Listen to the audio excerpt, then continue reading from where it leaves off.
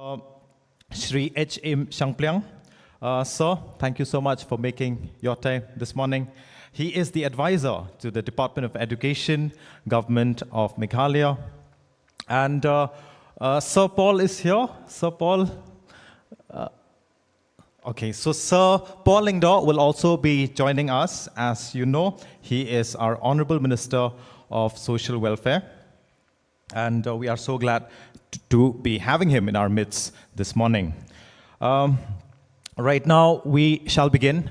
And how can I forget to welcome each and every one of you present here, the students, the rank holders, the parents, the teachers, the principals, and of course the officers from the Education Department, the administrative staff of the Education Department, MBOSE. How can I forget that this day wouldn't have started without you signing the documents, preparing, and doing all the running around, and finally we are here. So let's give each a big round of applause to kind of lift off the spirit of this program today.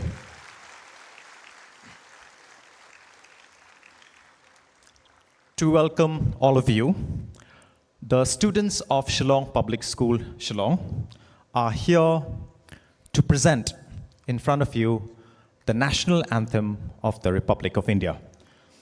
Request the Shillong Public School students to kindly line up on stage.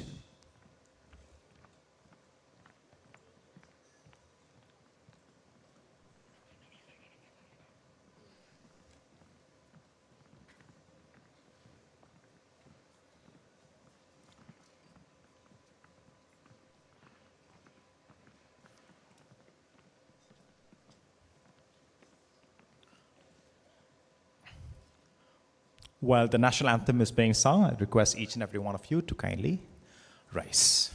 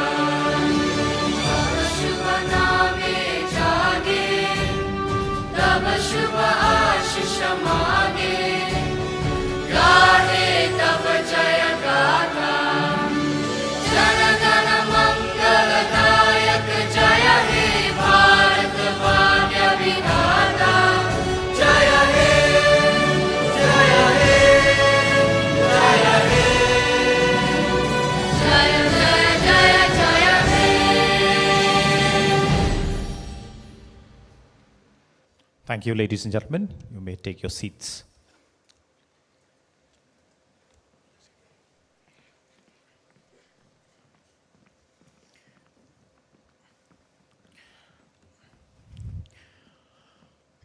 Well, we are so glad to have the leaders of our state here, and this day shall not start without felicitating them. And the first one I'd like to request to come on stage will be the Executive Chairman of the MBOSE, Shri Ambrose H. Marak. Sir, would definitely love to have you felicitating our dignitaries for the day. I request Sir Ambrose to kindly come on stage, and the first chief guest, of course, the first person that we will be felicitating today will be none other than our chief guest, Shri Conrad K. Sangma, who will, thank you so much, sir. I mean, we are so happy you are here and would love to, to welcome you with a token of gratitude by giving you a bouquet and a memento.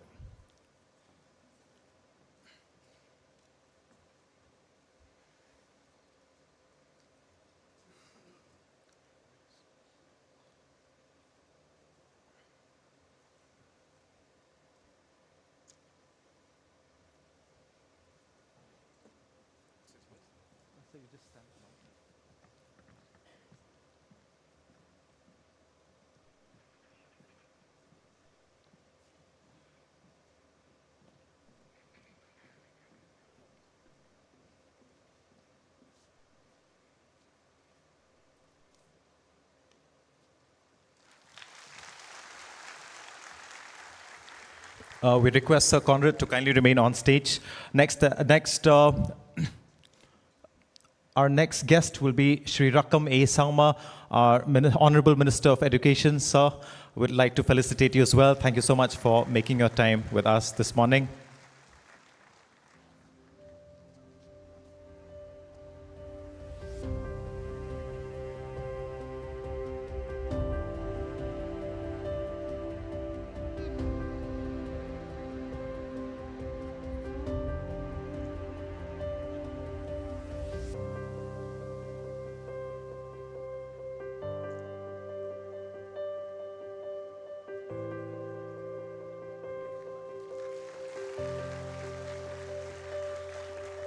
Our next guest, we have Dr. Maisel Ambreen Lingdor. Ma'am, thank you so much for being with us today.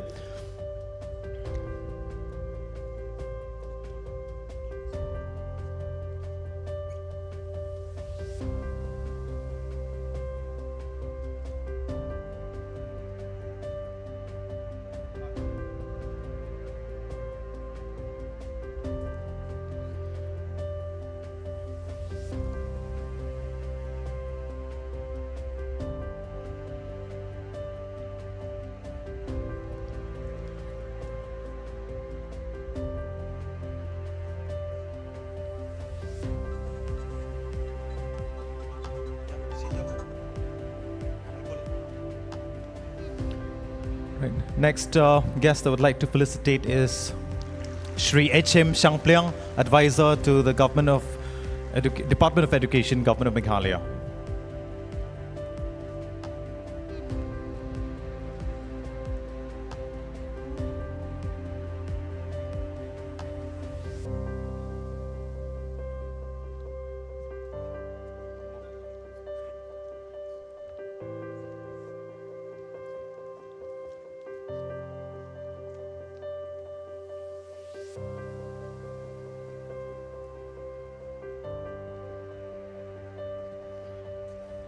Ladies and gentlemen, you should also know that amidst us today we have Ma'am Santa Mary Shilla. She's our Honorable MLA from Sutanga Saipung constituency. I'd also like to call her on stage to kindly receive our felicitation.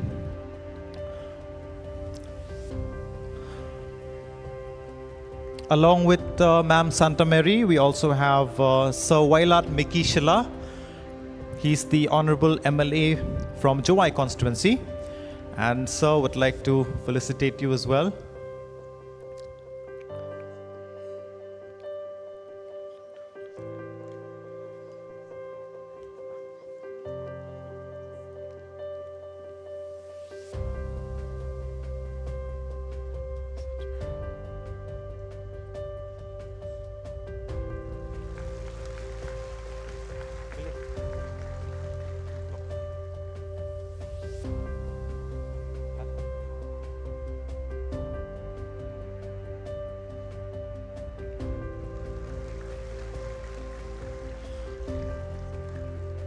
Ladies and gentlemen, a giant round of applause for all our guests today.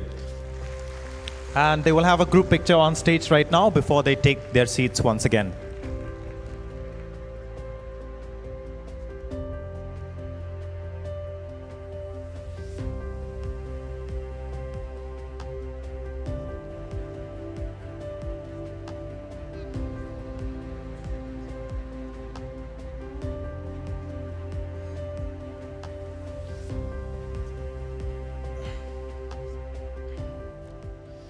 Let's move on with the day's proceedings. Now I would like to request the Commissioner and Secretary, Education Department, Government Meghalaya, Shri Praveen Bakshi, to give the opening address.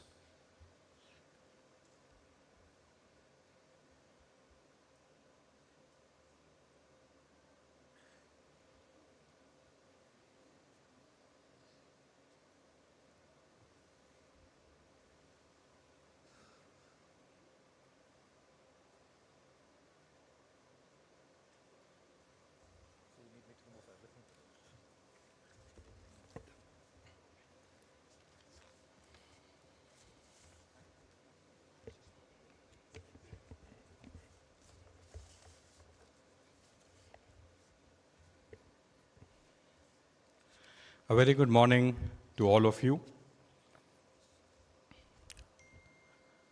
Honorable Chief Guest of this Education Symposium, Honorable Chief Minister of Meghalaya, Shri Conrad K. Sangma, Honorable Guests of Honor, distinguished invitees and guests.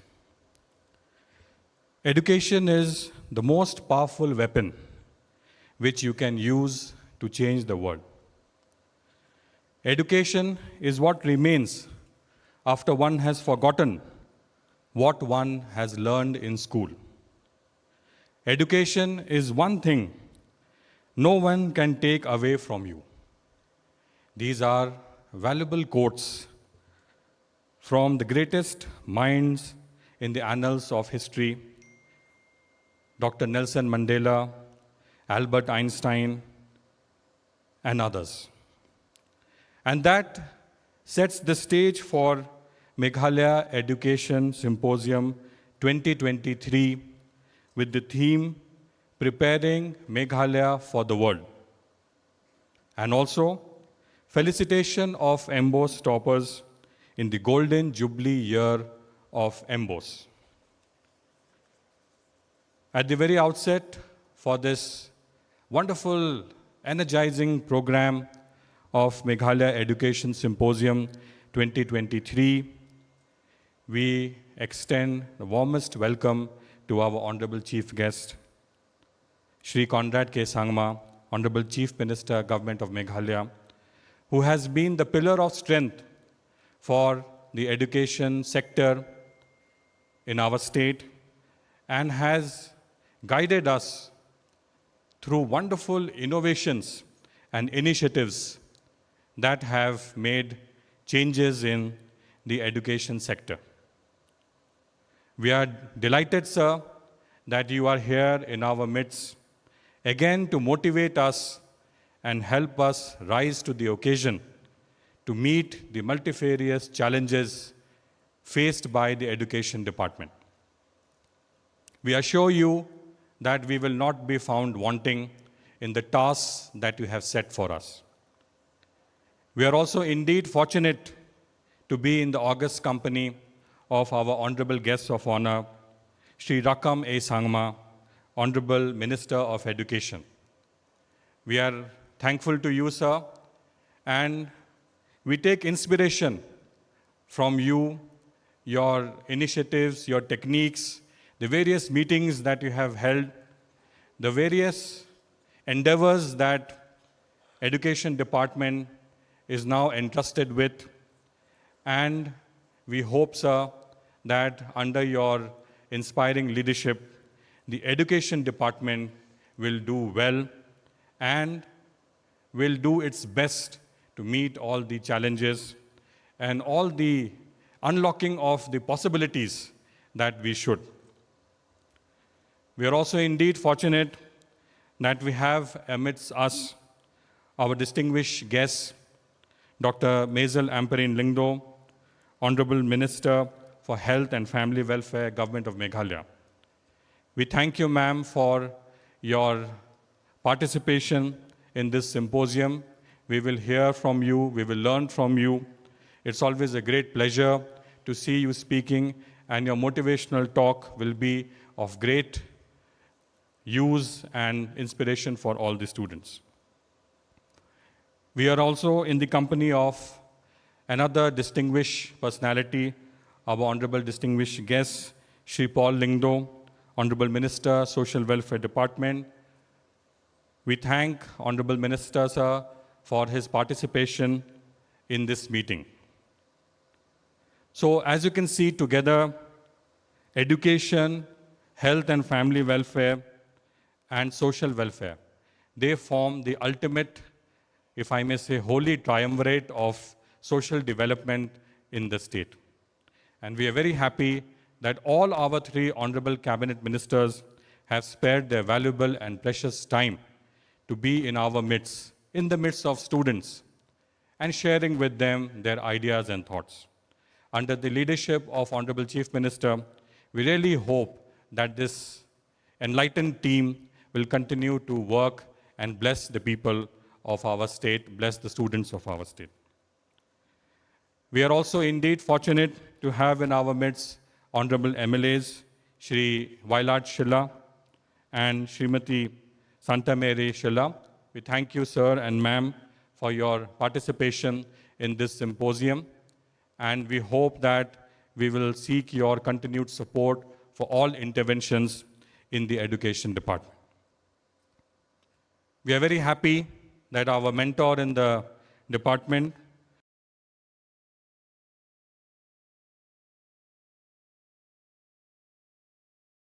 Pliang, is here with us. We thank you for your participation in this meeting. We will hear from you in the course of the panel discussion, which will be in the second half also. We thank you for being with us and constantly guiding and motivating us in all our endeavors. We have a galaxy of the most fascinating speakers that we can boast of in Meghalaya. They are our esteemed panelists, and we'll have a separate introduction for each one of them when we have the panel discussion towards the later part of the day. This panel discussion, by the way, shall cover a wide variety of topics, covering employability and world readiness. After all, we are talking of global education, quality of education, teaching approach, among other topics. So we really look forward to hearing from this esteemed panel that will unfold before you in the later part of the day. We are also energized and motivated by the presence of senior officers of the state government, officers of the education department, our very own secretary, joint secretary, executive chairman of MBOSE, and all senior officers of MBOSE, director school education and literacy, director higher and technical education, director DERT, the SPD, Samagra Shiksha Abhiyan, and all officers of MBOSE, that is, I would like to reiterate, celebrating its 50 years of it being set up, and all directorates. Today's symposium will not be meaningful, would not have been meaningful without the presence of the principals and teachers of schools. You are the motivating force. You are the mentors for our students.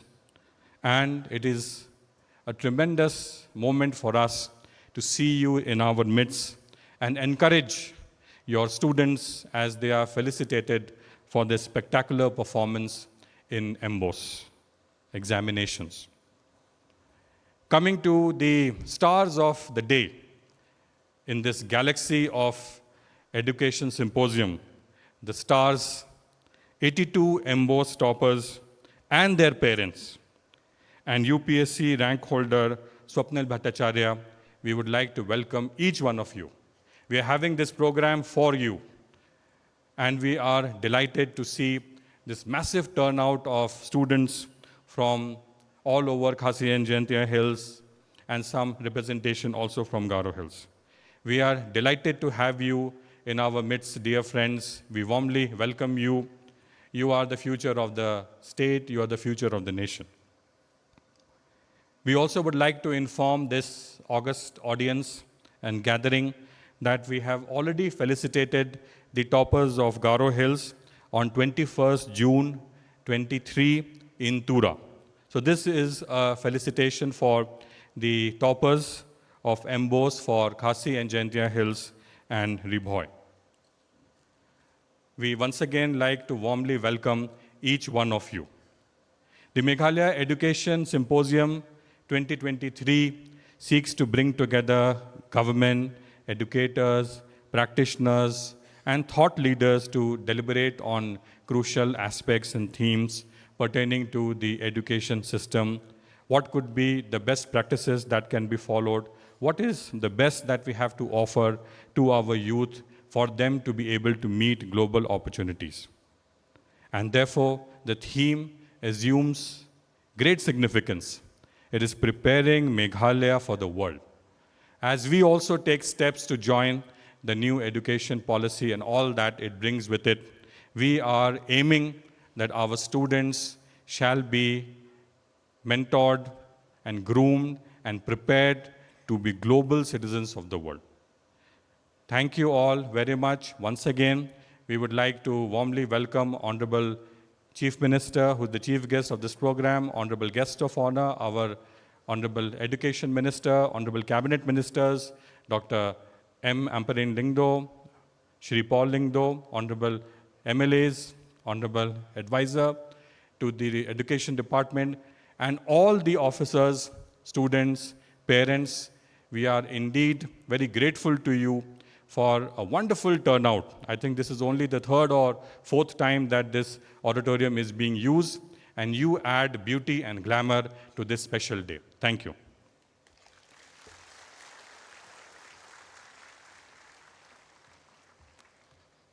Thank you so much, sir. Ladies and gentlemen, the person who just spoke is Shri Praveen Bakshi. He is the Commissioner and Secretary, Education Department. Dear students, if you think what are the qualifications to become like sir one day, you have to complete your IAS, Indian Administrative Service. All those aspirants out here, so be mentally prepared for that. Let's move on to the next part of the program. We also would like to mention that Sir Remington G. Mumin is here. He's our Honorable MLA from Rambrai Jingam constituency. And I request Sir Ambrose to kindly, if you could just felicitate him on stage, that'll be really, really great. And everyone, let's clap for Sir Remington for being with us this morning as well. All right, so while Sir Remington is on his way to the stage, let me tell you, the name of the program is Meghalaya Education Symposium. Do not worry too much about the word symposium. It's not a difficult word, it's just some kind of a conference meeting which is more formal in nature. And I told you, the name of the hall is, okay, I'll tell you again, Lariti International Center for Performing Arts and Culture. So it is not SICPAC anymore, it is Lariti International Center for Performing Arts and Culture. Okay, thank you.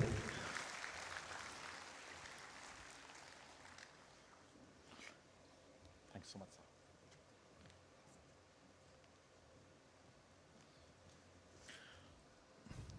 sir. Next, I'd like to call upon the guest of honor for today, our Honorable Minister of Education, Shri Rakam A. Sangma. So would love to hear, your address right now. It'll be such an amazing start to this program.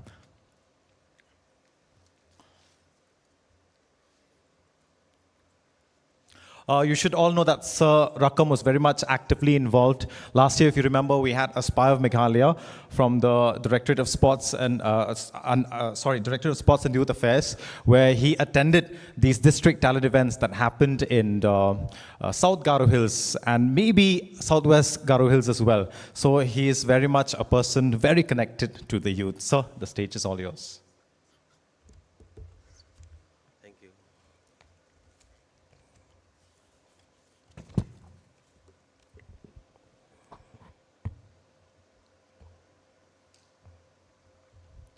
Very good morning to all of you. Honorable Chief Guest of this glorious gathering, Honorable Chief Minister, Sir Conrad K. Sangma, and with us, Madam Amparin, Madam Amparin Lingdo, Honorable Minister, Government of Meghalaya, and here with us, Honorable MLAs from Zawai, Violet, Madam Santa Mary, and Sir R.G. Mormon, and our Honorable Advisor, Sri S.M. Sampliang, who is also the former bureaucrat and the former MLA, and Commissioner Secretary, Government of Meghalaya Education Department, Mr. Praveen Bakshi, Secretary, Director, and all the distinguished inviters, respected principals and other heads of institutions, and panelists, all the guests, and my dear students of this beautiful state. Friends, it comes to my mind. If you want to be a good football player, you be one of the spectators. Just sit in the crowd and shout. Then you can give the best technique to the player. And if you want to see and you want to feel the beauty of healing, the services about doctor and nurses, you have to get sick. Then you will see the beauty of healing. If you want to see the test of different foods and items, you have to feel hungry. Friends, there was a lady from Afghanistan, I always used to say.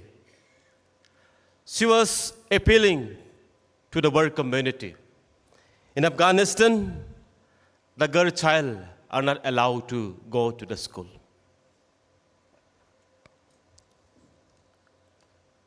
And appealing to the world community to help Afghanistan women and the girl children.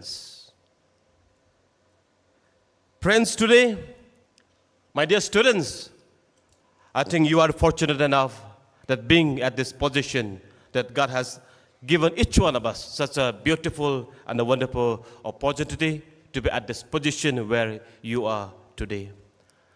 My heartfelt congratulations to all the rank holder in the last MBOSE examination, SSLC and SSLC 2023.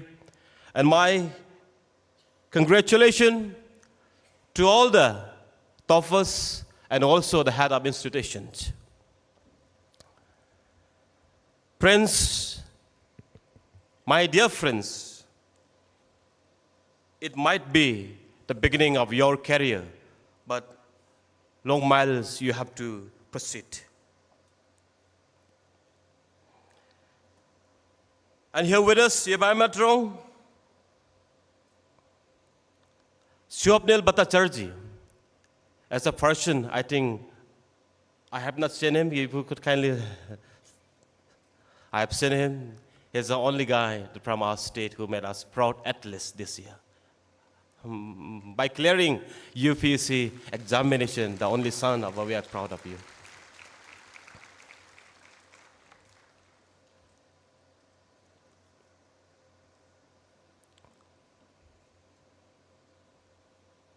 Today, the focus on the dimension of education,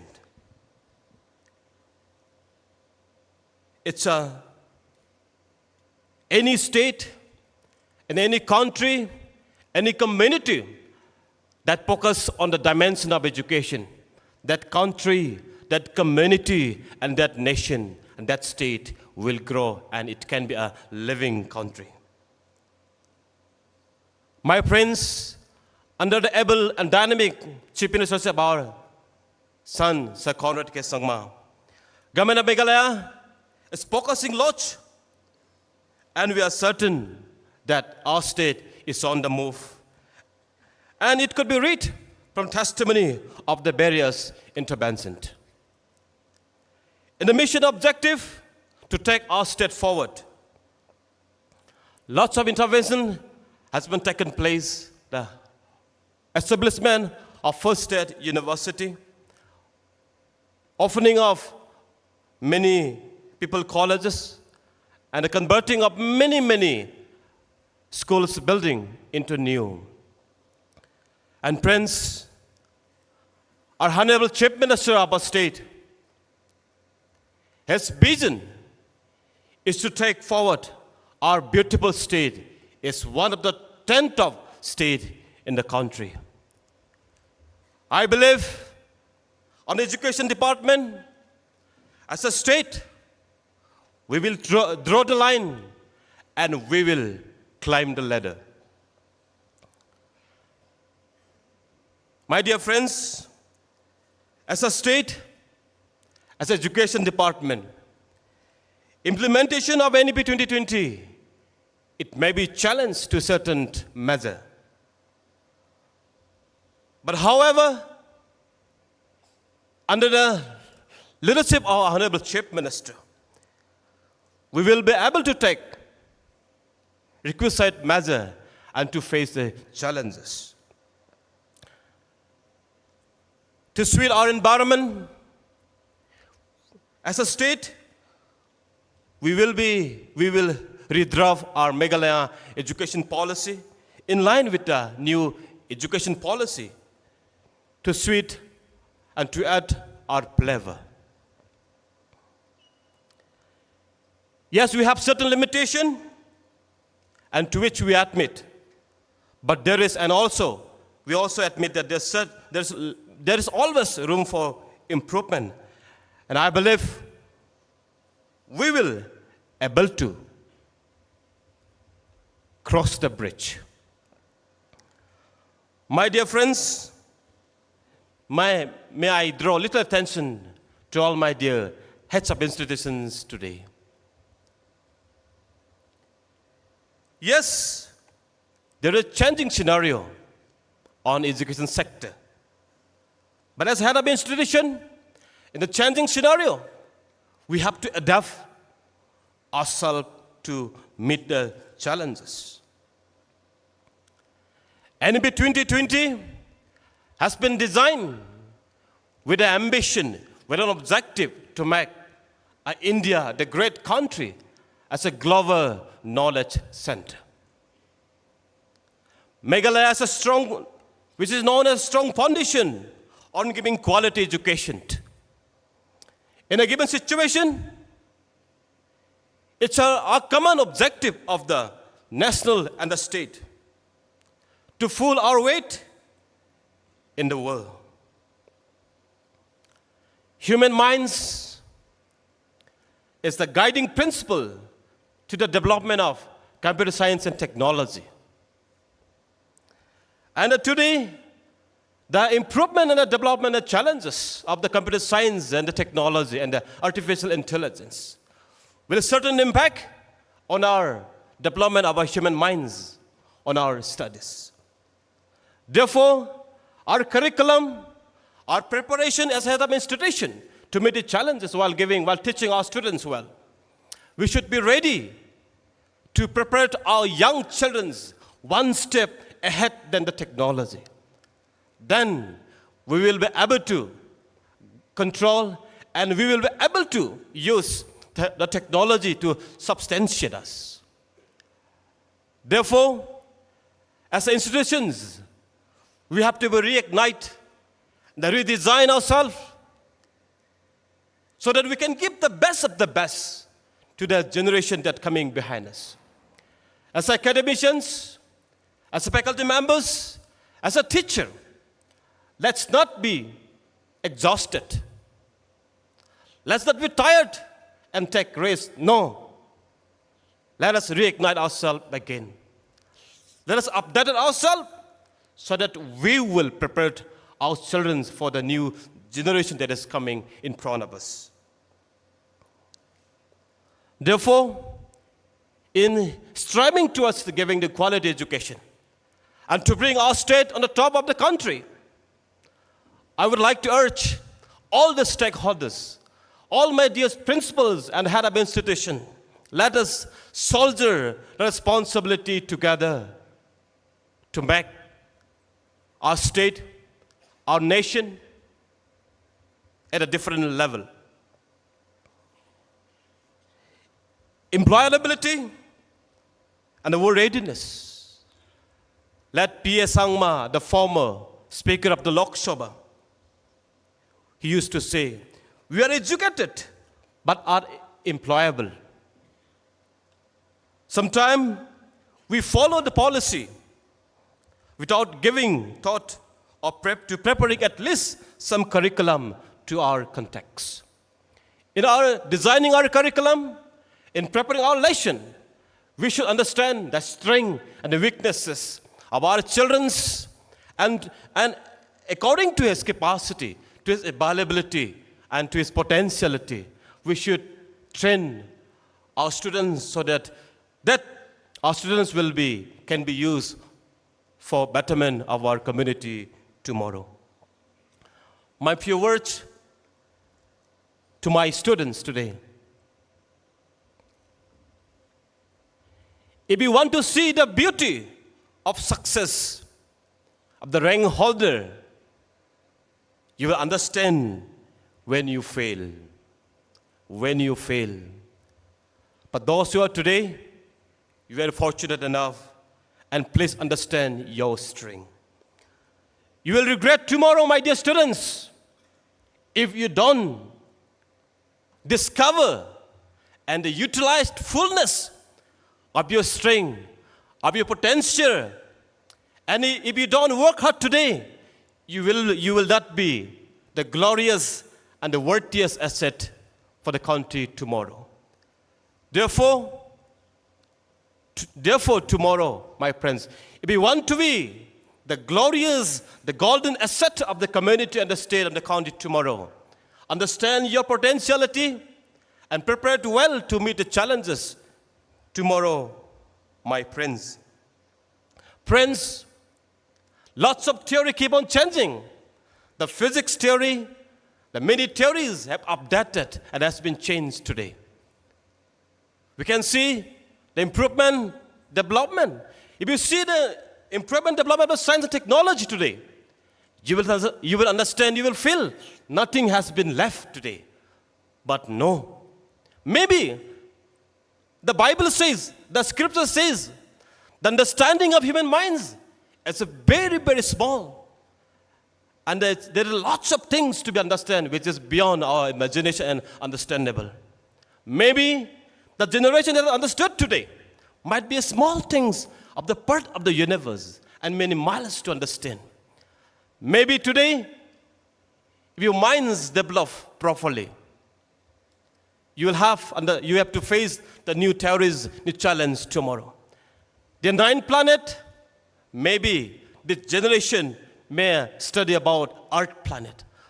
About the new planet that you have to study. Another 7 planet you have to study tomorrow. Therefore, the standard of your understanding, the standard of your knowledge, to be in that standard that you'll be ready to face any challenges for that coming in front of us tomorrow. Therefore, my friends, my dear students, do not think this world is on the equilibrium stage. No, the knowledge will never be at the equilibrium stage. You have to dig out, you have to find out, you have to move forward, then you will be the different person tomorrow. Therefore, I would like to request to all of you, my dear students and all my stakeholders, investing our time and resources on education will bring a complete change paradigm on our state and people when read and talk about Meghalaya. Therefore, my friends, today, I would like to lift this one-line note to all of you. The globe looks towards Meghalaya, and we have the potential. Our people have the potential. We should inspire the world today. Therefore, when people of our country and the global community read about us, they may ask, what's the scenario? What's the condition of the education system in the state of Meghalaya in the Northeast? They will certainly ask. Therefore, the first page of our state that people open to read, maybe it's about education. Our Honorable Chief Minister is certain and committed, and we are under the dynamic leadership of our Honorable Chief Minister. The spectrums of our dynamism, of all aspects, beginning from education, will certain to take to the better stage tomorrow. Therefore, education is the only chapter of the state policy which everyone will open to read on Meghalaya pages. Therefore, may I urge every one of us, let us shoulder the responsibility together in shaping the state and its people for the world use, for the global use in the generation to come. Thank you so much. Matila, Jai Hind, Kuble 7.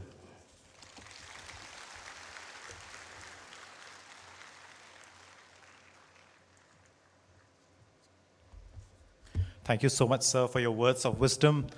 I'm sure we are in safe hands to know that you are leading the way for the future of education in Meghalaya. With that being said, let me remind you, ladies and gentlemen, you may be wondering, some of the class 11 students may be wondering, how come this did not happen last year? Or maybe next year you may say it's not happening. The reason this is happening today is also because of the fact that MBOSE, Meghalaya Board of School Education, is celebrating its golden jubilee this year.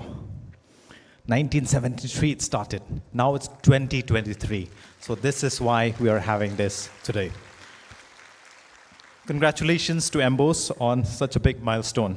All right, so we've had two very important speeches so far. Students, I think it's better you take notes because they're very good pointers you can take away with you when you leave this hall today.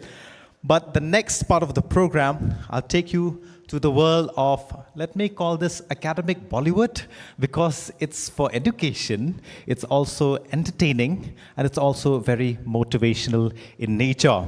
And to do that, I'd like to call upon Ashish Paul.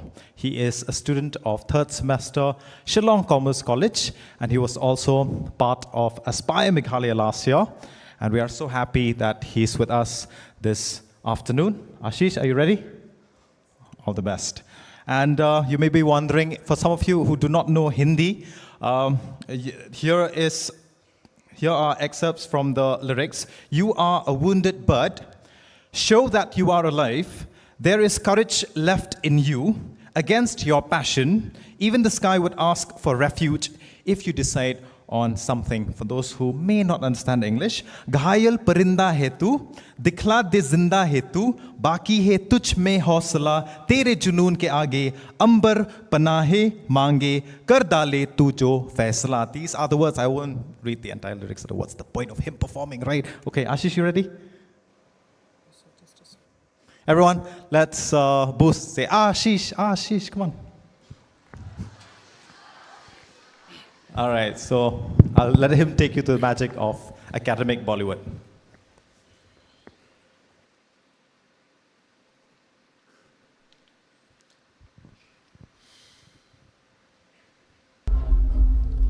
पिघला दे जंजीरें, बना उसकी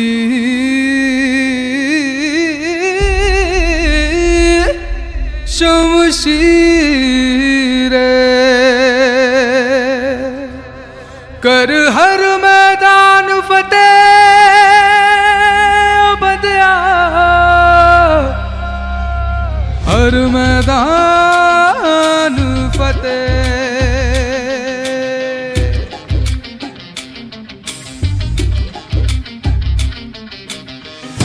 घायल परिंदा है तू, दिखला दे जर्रा है तू, बाकी है तुझ में हौसला, तेरे जुनू के आगे, अंबर पनाही मांगे, कर डाले तू जो फैसला. रूठी तकदीरें तो क्या, टूटी शमशीरें तो क्या, रूठी शमशीरों से ही हो, कर हर मैदान फतेह, कर हर मैदान फतेह, कर हर मैदान फतेह रे बंदिया, हर मैदान फतेह, कर हर मैदान फतेह, कर हर मैदान फतेह, कर हर मैदान फतेह रे बंदिया, हर मैदान फतेह.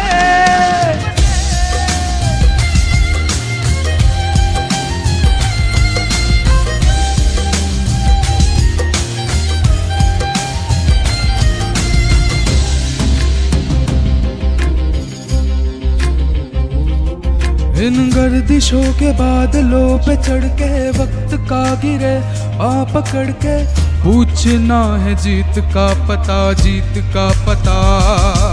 इन मुट्ठियों में चांद तारे भर के आसमां के हद से गुजर के हो जा तू भीड़ से जुदा, भीड़ से जुदा, भीड़ से जुदा। कहने को जर्रा है तू, लोहे का छर्रा है तू, टूटी शमशीरों से ही हो।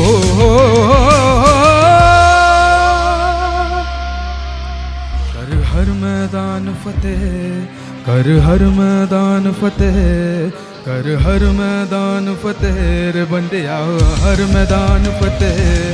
कर हर मैदान फतेह, कर हर मैदान फतेह, कर हर मैदान फतेह रे बंदिया, हर मैदान फतेह।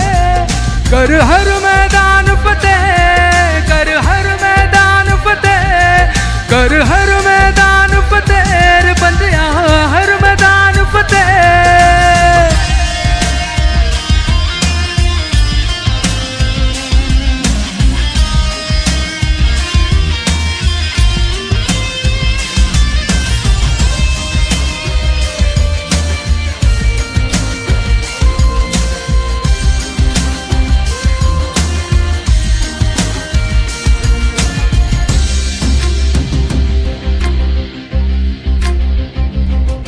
तेरे पीछे पीछे रास्ते ये चल के पाव के निशान में ढल के ढूंढ लेंगे अपना आशिया, अपना Asia.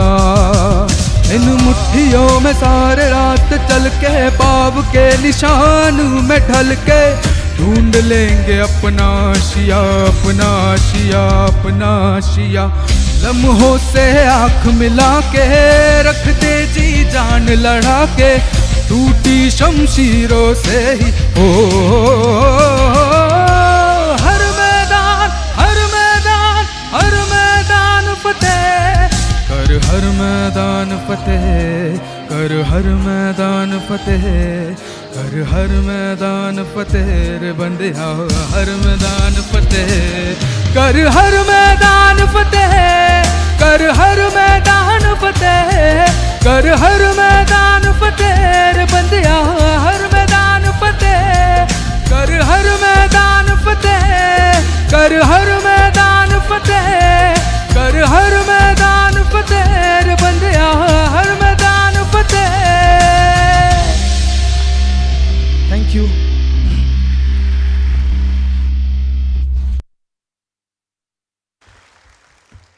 Talent like Ashish Paul can definitely connect Meghalaya to the world. Did you enjoy his performance? So you may be wondering why not a known face was singing that song. Obviously because Ashish was discovered through a program called Aspire Meghalaya, which happened many years, but last year was the last one that happened. And through the vision of our Honorable Chief Minister of Meghalaya, Shri Conrad, I mean, sir, without your vision, we won't have an Ashish singing in front of us, today.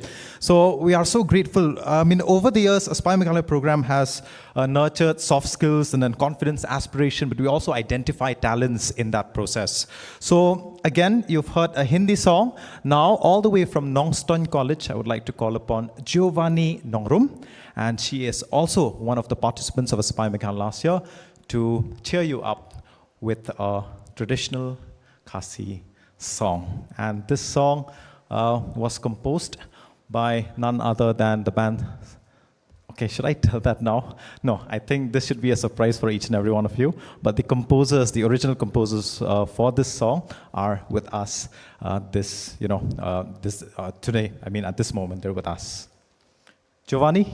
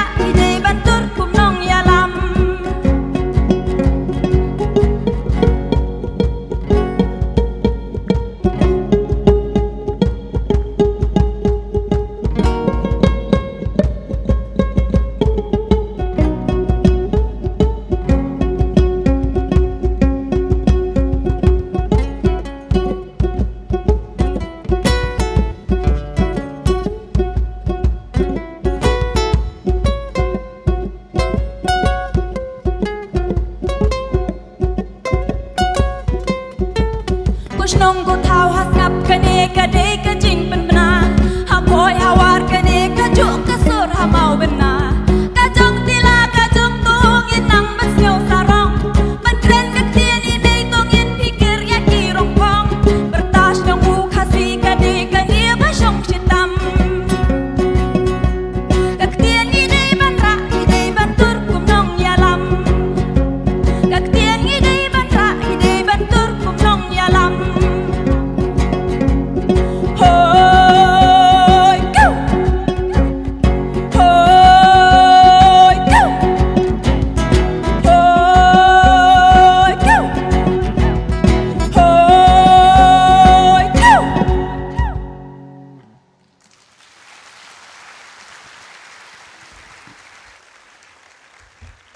Thank you very much, Giovanni Nongrum and your beautiful group.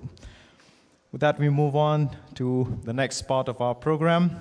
And we have Ma'am or Dr. Maisel Ampuri Lingdo. I'd like to call her on stage. She is the Honorable Minister of Health and Family Welfare, Government of Meghalaya. Ma'am, the students would love it to hear a few words of wisdom from your end.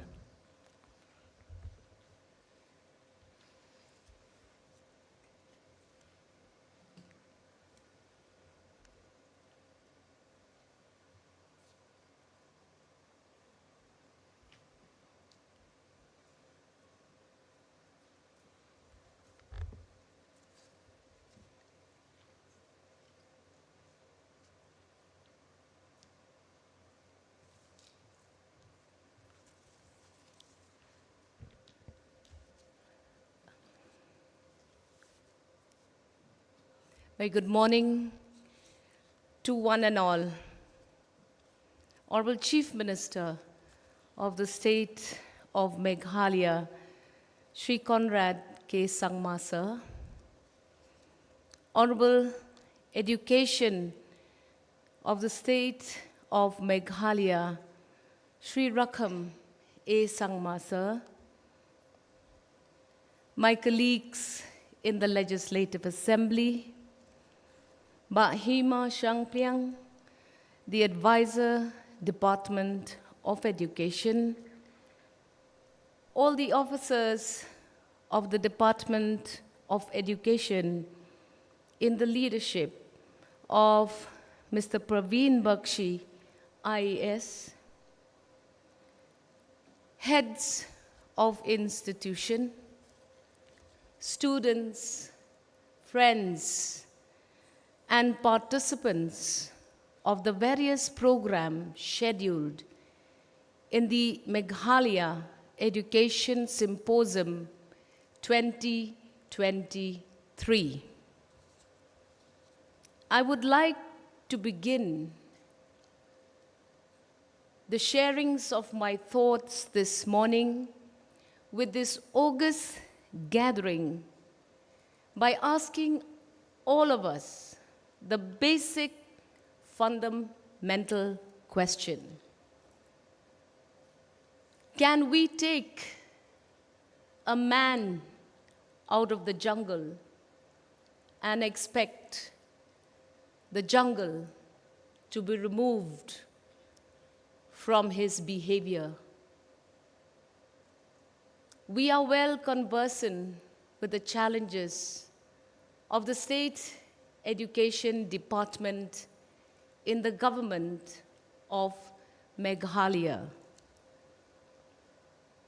The point being, after 50 plus years of extensive and exhaustive investments to reach out and educate the masses of the state of Meghalaya to prepare them for tomorrow, what thus far are our achievements?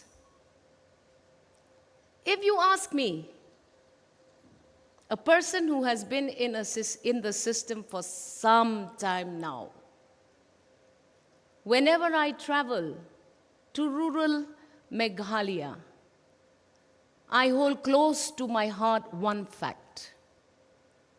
We may not have educated everyone enough to give them jobs, but the intention to reach out and transform our communities in their rural settings has always been a focus of every leader in the state of Meghalaya.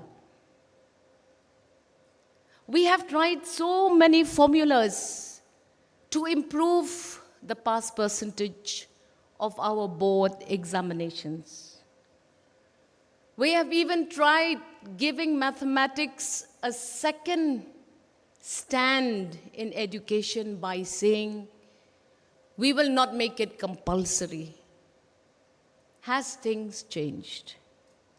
If these changes have not occurred at ground zero, this symposium will bring us forward to a common agenda, and that agenda is, what else can we do for the people of the state of Meghalaya to try and uplift our young citizens and future citizens of Meghalaya an opportunity to receive an education.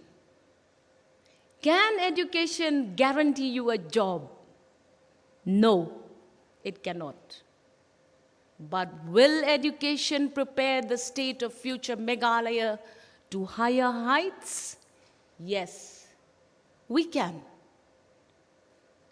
I would like to see that this symposium understands the relevance of sex education in our lives. Why are we shying away from the problem of understanding our own bodies and the development of our bodies? Why must we talk about teenage pregnancy? It is not the government that will do it. It is you, the stakeholders. You, the students, to understand the value of your life and the value of adolescence, which you will never regain back in your life if you throw it away.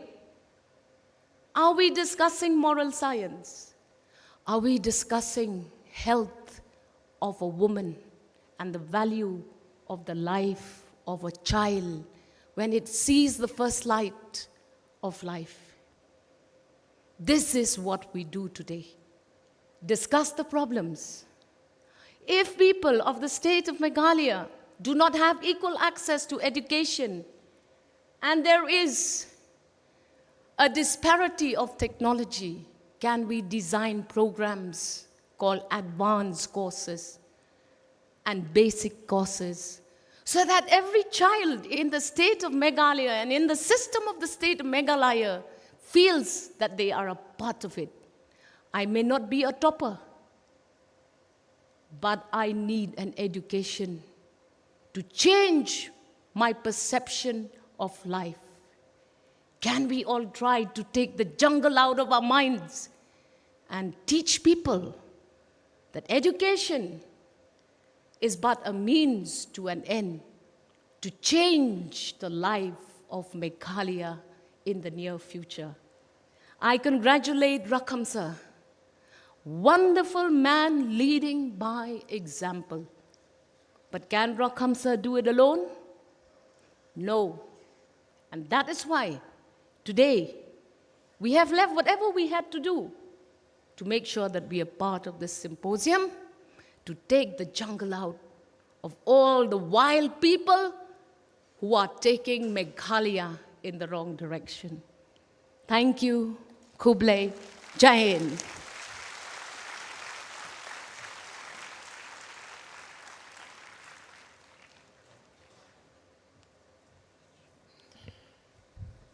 Thank you, ma'am, for your words of wisdom. And of course, you are the Minister of Health and Family Welfare. So from a health perspective, especially in the rural areas, you will definitely make a big impact. You're already making impacts, ma'am, by visiting some of the PHCs and the CHCs lately. And thank you so much for doing that. And just to ensure the people out there to feel secure under your leadership. With that being said, we move on to the next part of the program. It's the moment you've all been waiting for. We will be handing you the rank holders. What are you getting? I don't know what you're getting. You're getting the awards today. And congratulations to you.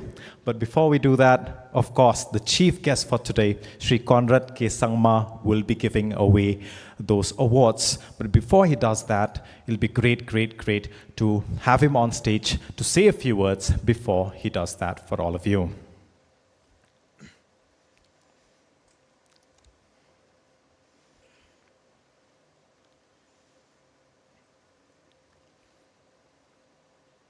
One of the key skills that you may want to take away from Sir Conrad would be, I see him as a very effective communicator.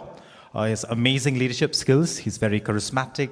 Of course, intelligence. He's a visionary, and he plays the guitar really well.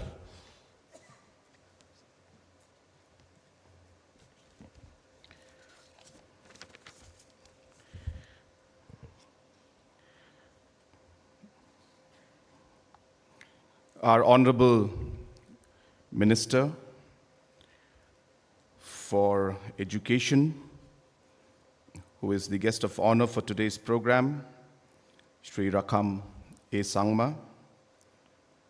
My colleague in the cabinet, Dr. Maisel Amperine Lingdo, Honorable Minister of Health and Family Welfare, all our honorable MLAs who are present here in this program, our advisor, our officials, all the heads of different institutions who are here, all the parents, and most importantly, all my dear students who are here to participate in this symposium, as well as in this inaugural program.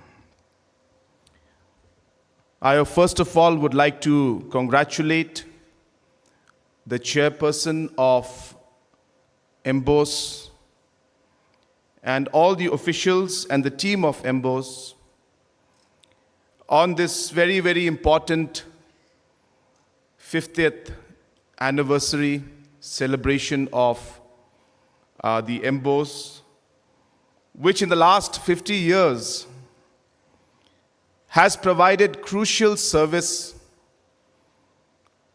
especially to the children and the youth of our state, and is continuously striving to ensure that we are able to improve the education sector and the overall quality in spite of the many challenges that we face. I don't want to take much time, and I will try to be very brief. But I normally don't get such a wonderful audience every time I speak. And by that I mean the kind of spectrum of people from different parts of society, government officials, institutes, but most importantly, the young minds that are out here today.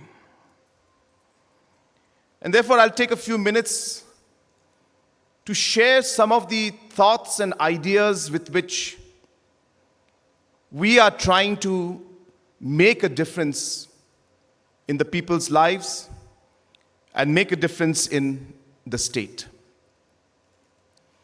And I start off by telling you that we are working towards change. And I believe that apart from many changes which are very important in our lives, be it development, be it different aspects in the society, I personally feel that the biggest change that is needed in our state or in any other country and any other state, which is similar to what Kong Amperine had just mentioned, is the change in the mindset. The change in the mindset is the most important change that will move and take the society and the state forward. I always believe, and this has been one of my most important mantras, I should say, and it's a very commonly known one, which is that we don't need to do different things, but we need to do it differently. And I'll tell you, I follow this principle in almost everything I do. And that is where the difference in the change in the mindset is required. You need to look at things differently. You need to process it differently. You need to do it differently. It doesn't have to be a different thing. Now, today you look at education. When we look at education, we see many, many problems in education. And if you start going into details, it's very complicated. You will not be able to pinpoint or not be able to make a change in the entire process unless we change our mindset and we approach things differently. And hence, just like education in many, many sectors, we have realized that we need to ensure that while we are doing our programs and development and changing our state, we can't go for a scheme-based approach. What is a scheme-based approach? Scheme-based approach is, have you given so many taps? Have you constructed these many kilometers of road? Have you opened these many schools?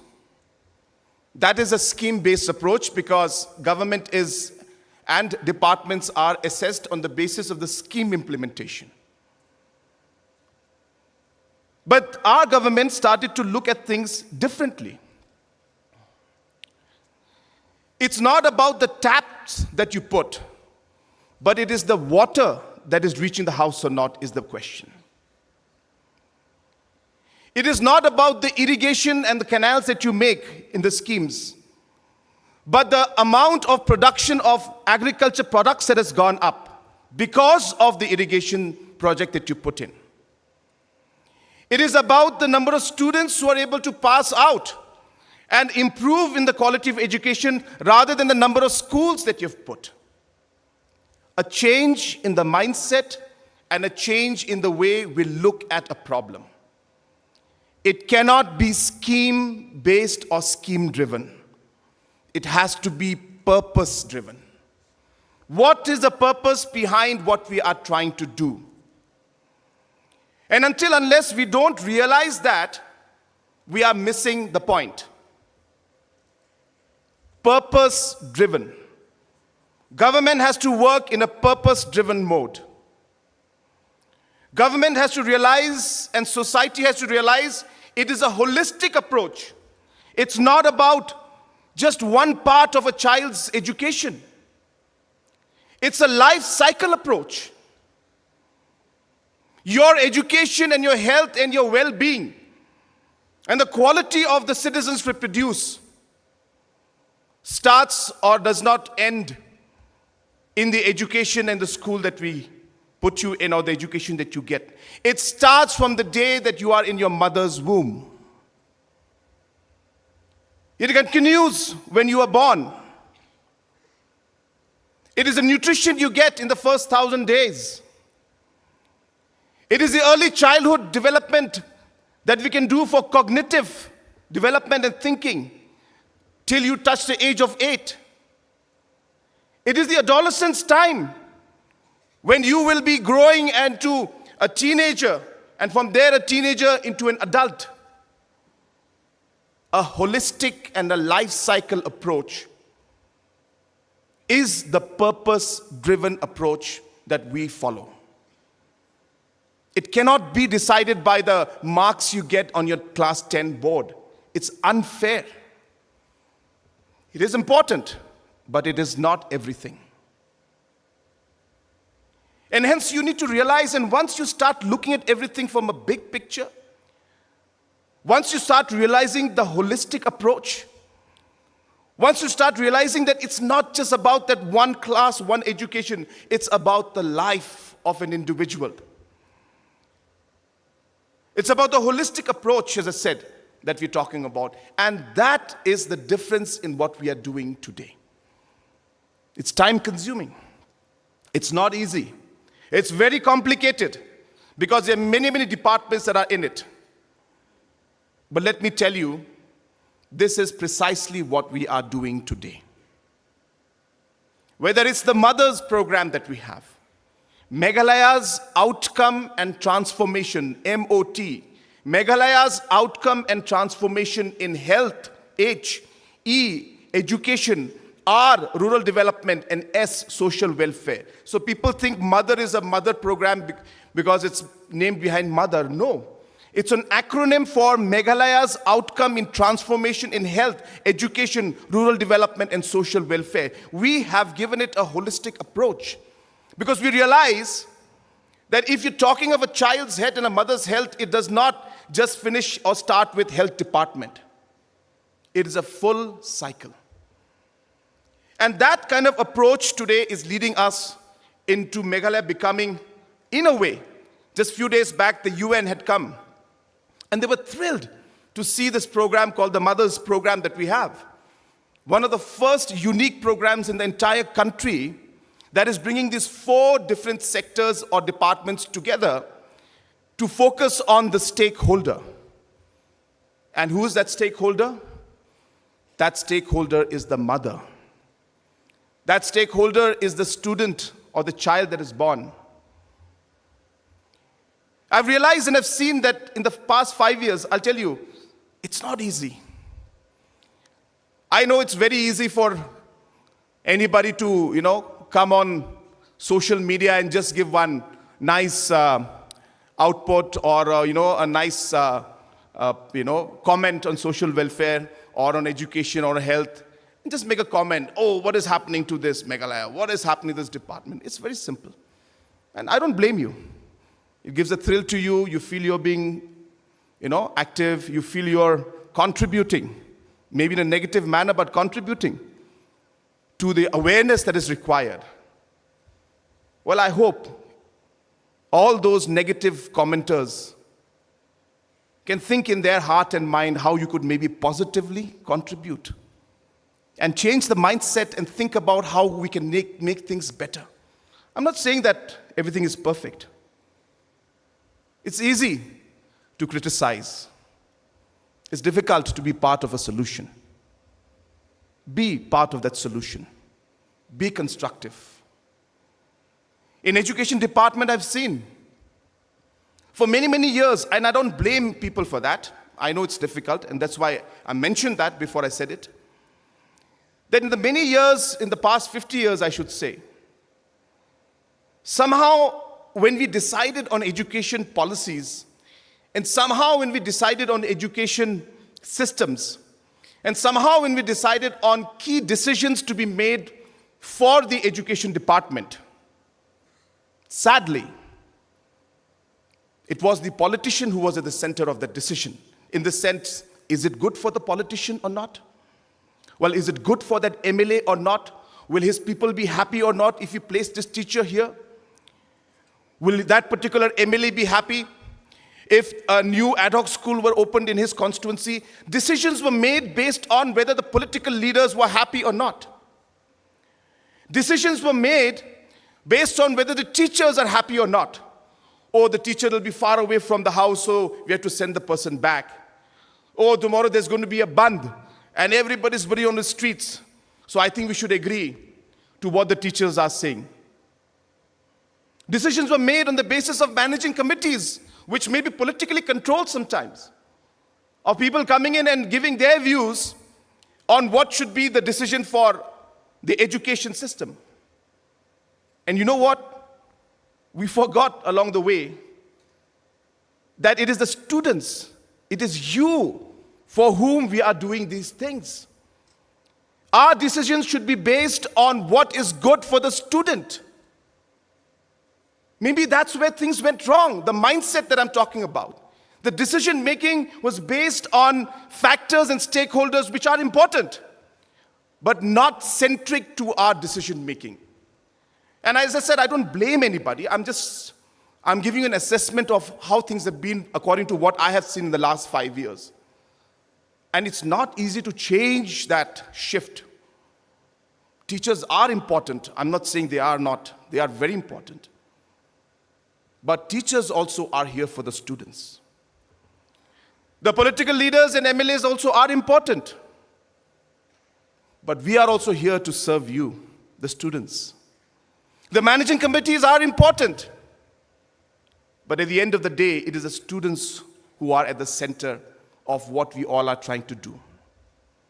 I hope and I urge, and let me assure you that we will keep pushing this forward even from my side, that henceforth, let our decisions in education be made based on what is good for the child, what is good for the student.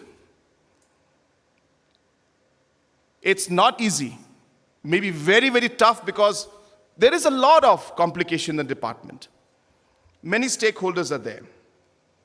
But I dare say this on this platform today, that I think we need to look at this from a different perspective, and maybe not in one go, but I think we need to slowly, in a phase-wise manner, slowly start transiting and moving, and this transition into a child and a student-focused approach, and working towards what is important for them. And last 5 years, yes, it has been a challenge, but simple things, like we realized, and this is something which I have experienced every time I go to a village.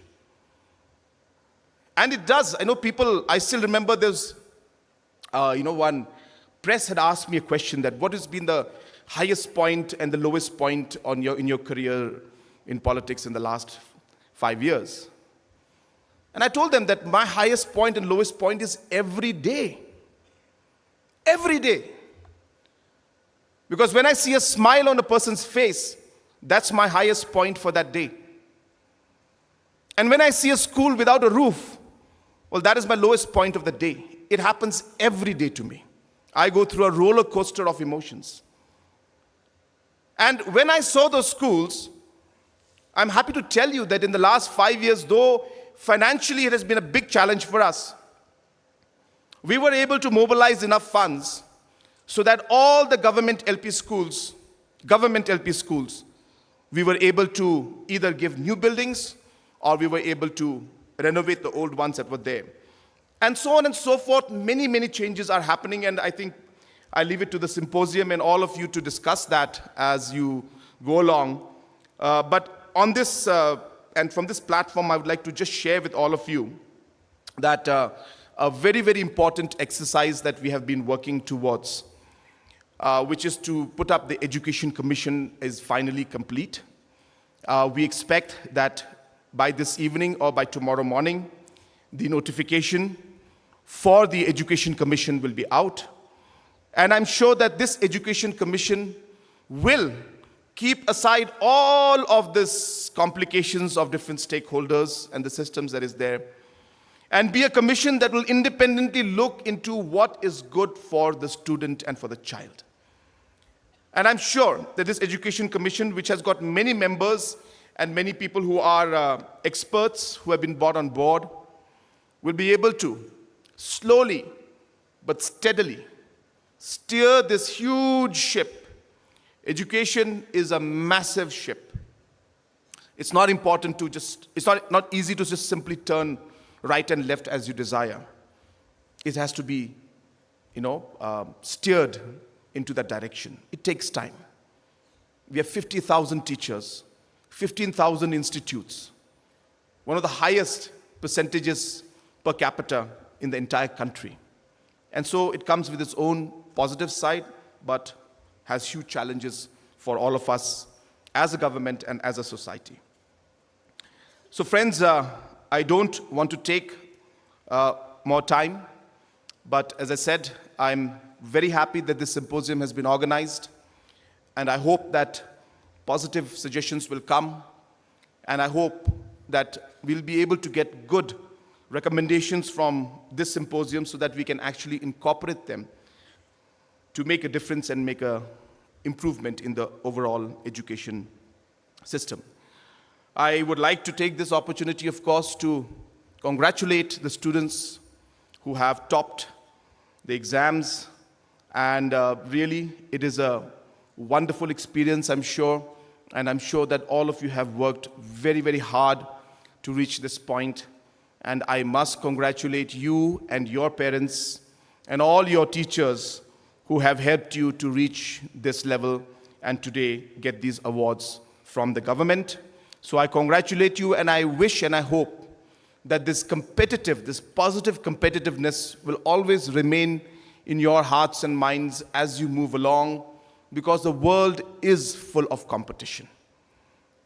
We may feel very safe and secure when we are at our homes, but as we move along and as we grow and as we walk into life in terms of outside education, into the job market, things get very competitive. And it is this training, this discipline, and this hard work, and all the qualities that you have learned in this last many years, these will help you overcome those challenges in the coming days and years.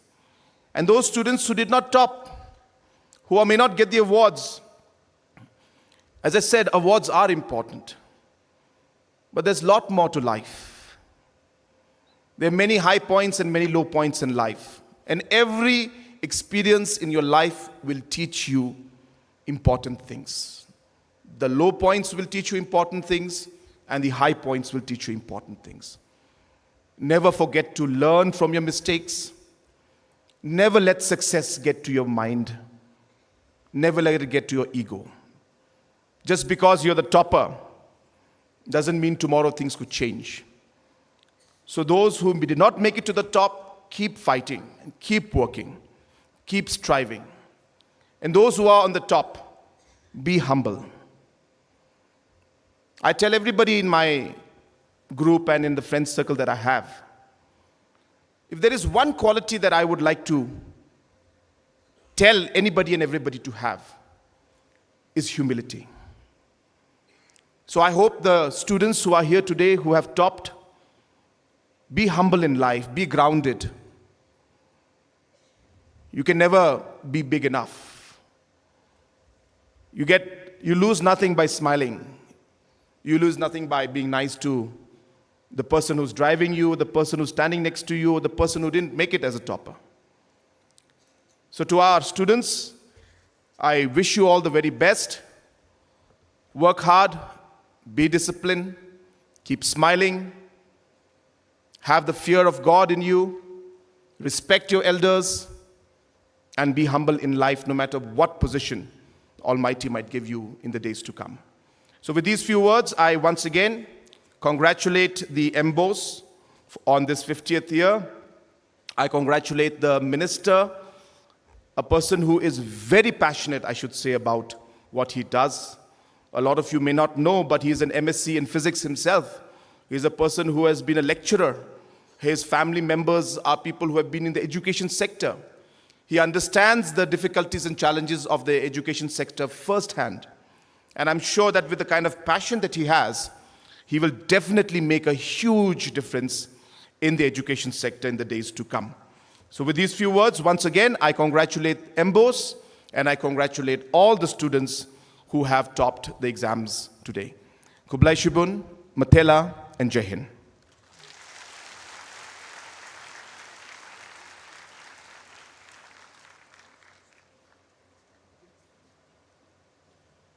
Ladies and gentlemen, if that did not shift your mind a little bit, that was so powerful. I think our Chief Minister deserves a big round of applause. I would like each and every one of you to give him a standing ovation. Let's give him a standing ovation. I mean, he deserves that. That was, it was so personal in nature, but also highlighting very important aspects of what we can do for the betterment of education in Meghalaya. For the next part of our program, you may take your seats, ladies and gentlemen. We move on to the next part of the program, which is felicitating our students. But before we do that, we have one very bright and young, and of course, very handsome. He dressed really well today, and very kind. And his name is Sir Swapnil Bhattacharya. He was the 344th rank holder for the recently announced UPSC examinations. He's with us here today. And sir, if you don't mind, you may please come on stage. We would like to felicitate you at this moment.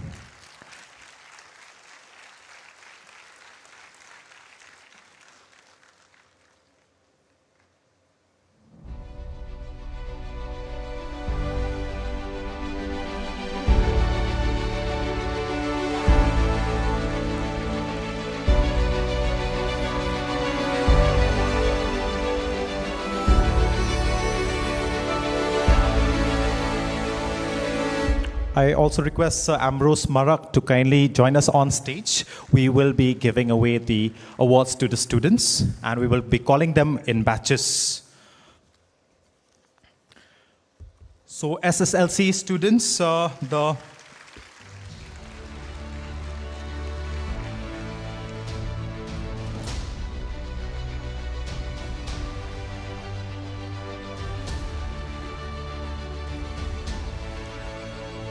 all right, the second position rank holder from St. Margaret's Higher Secondary School, Jyoti Priya Bhattacharjee. As the students come towards the stage, I request you to kindly rush a bit, do not run, otherwise you'll fall, then you won't get the award. I'm just kidding, but yeah, you just walk gently. So we have Jyoti Priya Bhattacharjee. Let's give her a big round of applause. We'd also like to have Sir Rakam to kindly come on stage as well, sir. Next, we have Tanushri Acharjee. Tanushri Acharjee from St. Margaret High Secondary School. Third position, SSLC. Next, we have Kennedy Dondor Richmond Dunai. Kennedy Dondor Richmond Dunai from All Saints Diocesan Higher Secondary School.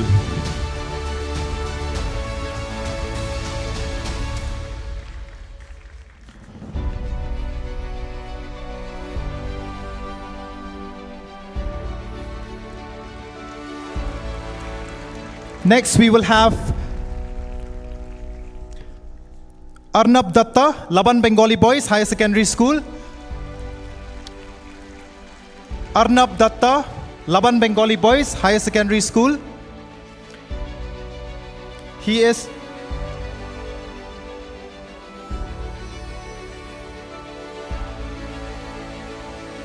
request the students who come and collect their awards to kindly be on stage, do not leave the stage. Arnab Datta. Then we have Steffi Niza W. Snaitang from St. Edmund's Higher Secondary School. Steffi Niza W. Snaitang.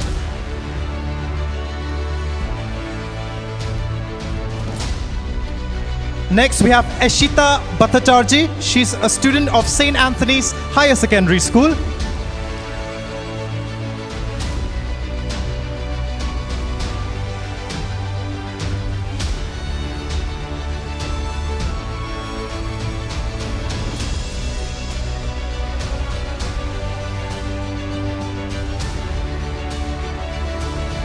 Next we have Subham Das, Laban Bengali Boys Higher Secondary School.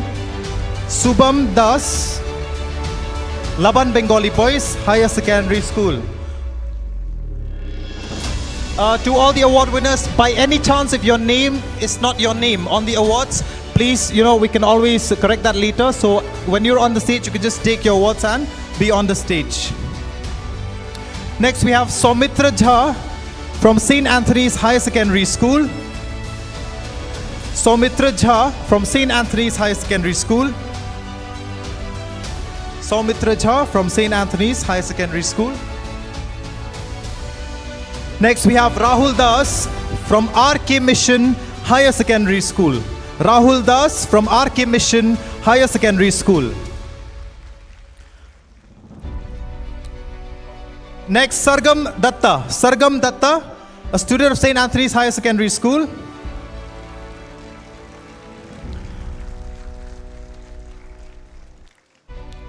Charmin Kongsit. Request the students to kindly come a little bit faster. Charmin Kongsit, a student of St. Anthony's Higher Secondary School. Next we have Sangam Paul, St. Anthony's Higher Secondary School.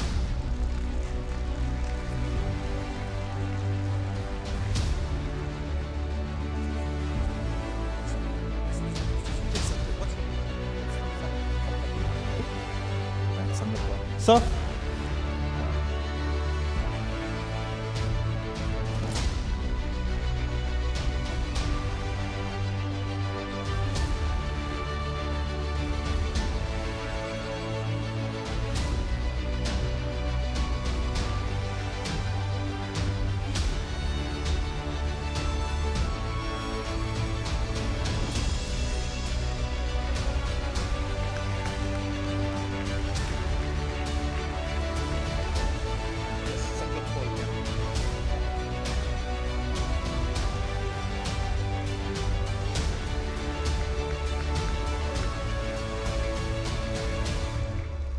Parents and whoever is coming for their children, please, you can come and collect.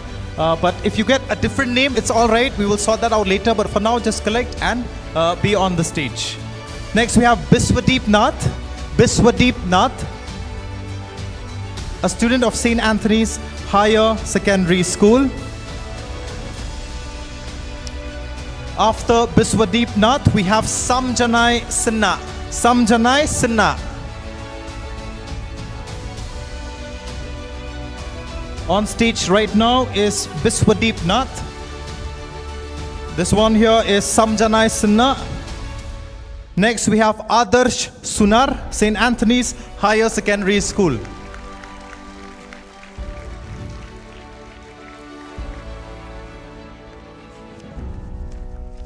Next we move to the Felicia Kurkalang. Felicia Kurkalang, St. Dominic Savio Higher Secondary School.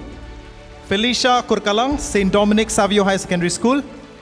Ansh Gurung, St. Anthony's Higher Secondary School. Ansh Gurung. Springfield Snaitang, Sip Singh Memorial Government Higher Secondary School. Springfield Snaitang. Springfield, spring, like run. Snyder Emmy Pakma. Next is Snyder Emmy Pakma, St. Mary's Higher Secondary School. Snyder Emmy Pakma, St. Mary's Higher Secondary School.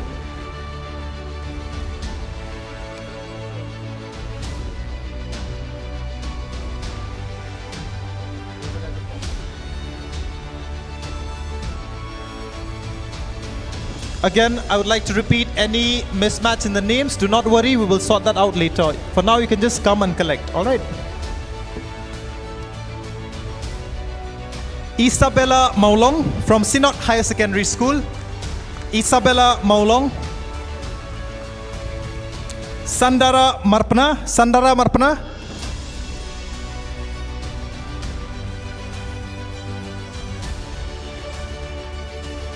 Sandara Marpana, Christian Academy.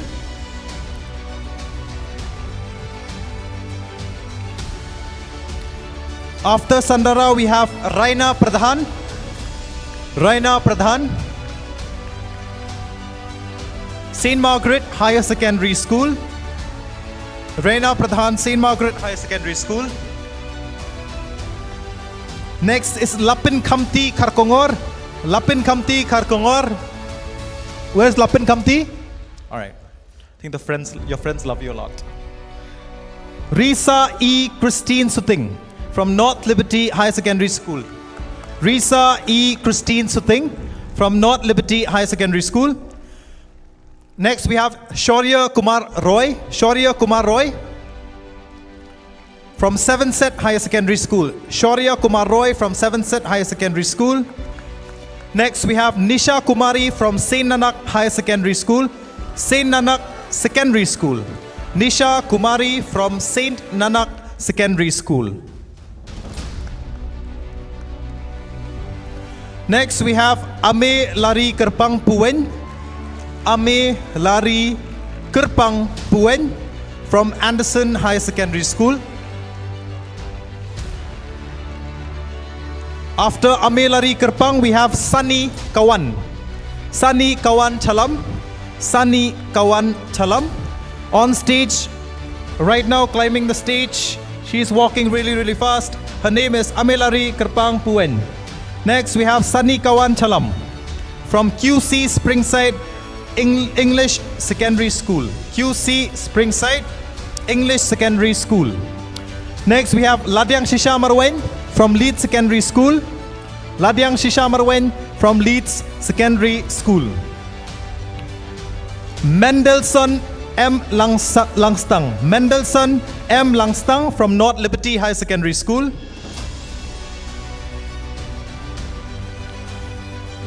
Mendelssohn M. Langstang from North Liberty High Secondary School. Next, we have Skembite Langstang. Skembite Langstang from Little Flower School. Skembite Langstang from Little Flower School. Ganesha Chulet. Ganesha Chulet from Sacred Heart Girls Higher Secondary School. Ganesha Chulet from Sacred Heart Girls Higher Secondary School. Mebalaskem Lingdo Nongbri is next from St. Francis Secondary School. Mebalaskem Lingdo Nongbri from St. Francis Secondary School. Next, we have Yairi Dapansuk Sweat. Yairi Dapansuk Sweat, St. Gabriel's Higher Secondary School. Yairi Dapansuk Sweat from St. Gabriel's Higher Secondary School. Next, we have Dame Lawanpa Kriyam. Dame Lawanpa Kriyam, he is a student of Christian Academy. Dame Lawanpa Kriyam, he is a student of Christian Academy. Next, we have Hanika Barim. Hanika Barim, a student of Minken Christian Higher Secondary School.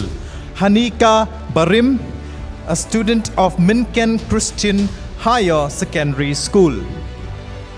Next, we have Shweta Sarma from St. Mary's Higher Secondary School. Next, we have Nishan Talukdar. Nishan Talukdar from St. George Secondary School. Nishan Talukdar from St. George Secondary School. All right, the claps can be better. Come on. Next, we have Drishana Roy Chowdhury. Drishana Roy Chowdhury from St. Mary's Higher Secondary School. Drishana Roy Chowdhury from St. Mary's Higher Secondary School. Next, we have Dakerlang Easter One Sweat Marwen. Dakerlang Easter One Sweat Marwen from Synod Higher Secondary School. Next, we have Sa I Nong Hun Pha. Sa I Nong Hun Pha Karluki from Christian Academy. Sa I Nong Hun Pha Karluki from Christian Academy. Next, we have Emika Esdekar. Emika Esdekar from Little Star Secondary School. Emika Esdekar from Little Star Secondary School. Sriyoshi Aich. Sriyoshi Aich from St. Mary's Higher Secondary School. Next, we have Snow Bhalang Jaran from St. Thomas Higher Secondary School. Snow Bhalang Jaran from St. Thomas Higher Secondary School. Sapi Rihun Lingdo from Alpha English Higher Secondary School. Soma Biswas from Lady Keane Girls Higher Secondary School. Soma Biswas from Lady Keane Girls Higher Secondary School. Shraddha Thapa from 7th Set Higher Secondary School. Shraddha Thapa from 7th Set Higher Secondary School. Next, we have Jessica Marwen from St. Fernando Secondary School, or Esperando Secondary School. Jessica Marwen from Esperando Secondary School. Jessica Marwen from Esperando Secondary School. Next, we have Yagna Lamsai from 7th Set Higher Secondary School. Yagna Lamsai from 7th Set Higher Secondary School. Vanlal Rinchhani Silo. Vanlal Rinchhani Silo from Brookside Adventist Higher Secondary School. Vanlal Rinchhani Silo from Brookside Adventist Higher Secondary School. Adil Johanan Surong. Adil Johanan Surong from Government Boys Higher Secondary School. Albin L. Marchalong from St. Joseph Secondary School. Albin L. Marchalong from St. Joseph Secondary School. Dalami Dauni Rimbai. Dalami Dauni Rimbai from KJP Sinot Mingi Higher Secondary School. Dalami Dauni Rimbai from KJP Sinot Mingi Higher Secondary School. Rila Naika Sari. Rila Naika Sari from North Liberty Higher Secondary School. From North Liberty Higher Secondary School. Next we have Rishabh Purkayastha from Laban Bengali Boys Higher Secondary School. Rishabh Purkayastha from Laban Bengali Boys Higher Secondary School. Rishabh Purkayastha from Laban Bengali Boys Higher Secondary School. Akshat Poddar from St. Anthony's Higher Secondary School. Akshat Poddar from St. Anthony's Higher Secondary School. Satakshi Das from St. Anthony's Higher Secondary School. Satakshi Das from St. Anthony's Higher Secondary School. Sneha Paul from St. Anthony's Higher Secondary School. Akshat Das from Laban Bengali Boys Higher Secondary School. Akshat Das from Laban Bengali Boys Higher Secondary School. Deepak Sethia from St. Anthony's Higher Secondary School. Neng Nei Ching, St. Anthony's Higher Secondary School. We have Neng Nei Ching from St. Anthony's Higher Secondary School. P. Balamti Marwin. P. Balamti Marwin is next from St. Anthony's Higher Secondary School. Nang Krau Lalu. Nang Krau Lalu from Mausanram Border Area Higher Secondary School. Nang Krau Lalu from Mausanram Border Area Higher Secondary School. Eliza Litep from St. Edmund's Higher Secondary School. Eliza Litep from St. Edmund's Higher Secondary School. Kashish Sharma. Kashish Sharma from St. Anthony's Higher Secondary School. Kashish Sharma from St. Anthony's Higher Secondary School. Rakhi Kumari Rai from Alpha English Higher Secondary School. Rakhi Kumari Rai from Alpha English Higher Secondary School. Dayairi Nongrem from Anderson Higher Secondary School.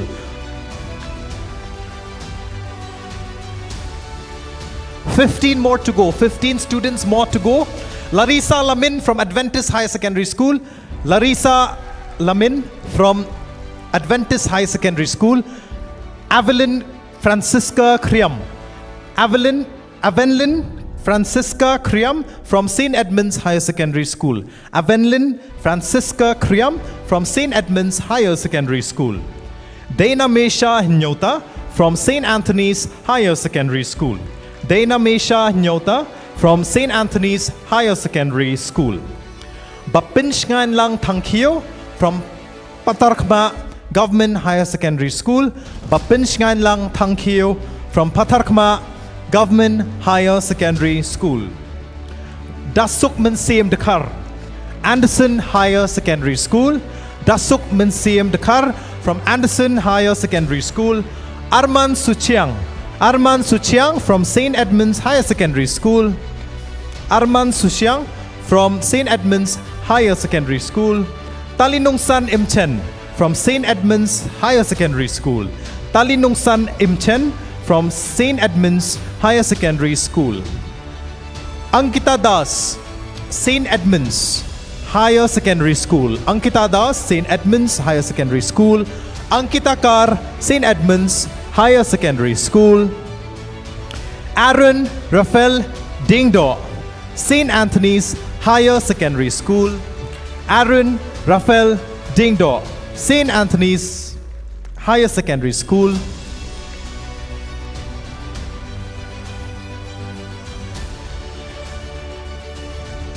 Next, we have Pituri Akor Kharmujai. Pituri Akor Kharmujai from St. Francis Secondary School. Pituri Akor Kharmujai from St. Francis Secondary School. Ladies and gentlemen, we have 4 more names. Kelhusanyu Kutso. Kelhusanyu Kutso. St. Edmunds Higher Secondary School. Kelhusanyu Kutso from St. Edmunds Higher Secondary School. Next, we have Dariel Elijah G. Momin. Dariel Elijah G. Momin. Dariel Elijah G. Momin from St. Anthony's Higher Secondary School. Next, we have Riwaka Tangsong. Riwaka Tangsong. Riwaka Tangsong. St. Edmunds Higher Secondary School. And last but not the least, we have Me Ban Krau Mark Lingdo Kin Shi. All right, he's here. Me Ban Krau Mark Lingdo Kin Shi.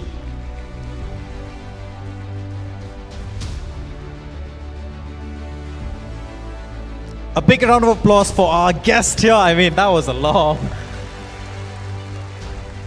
Friends.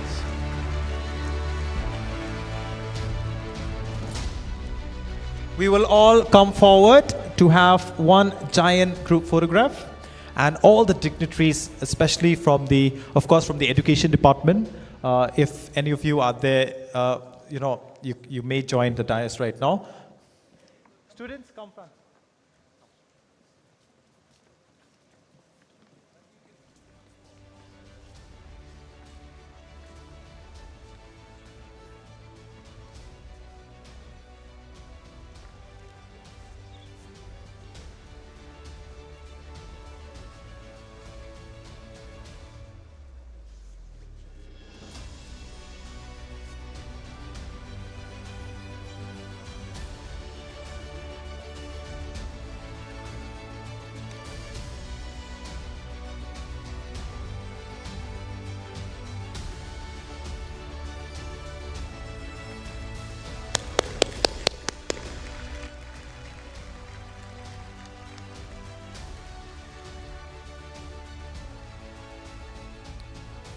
To all the rank holders, congratulations.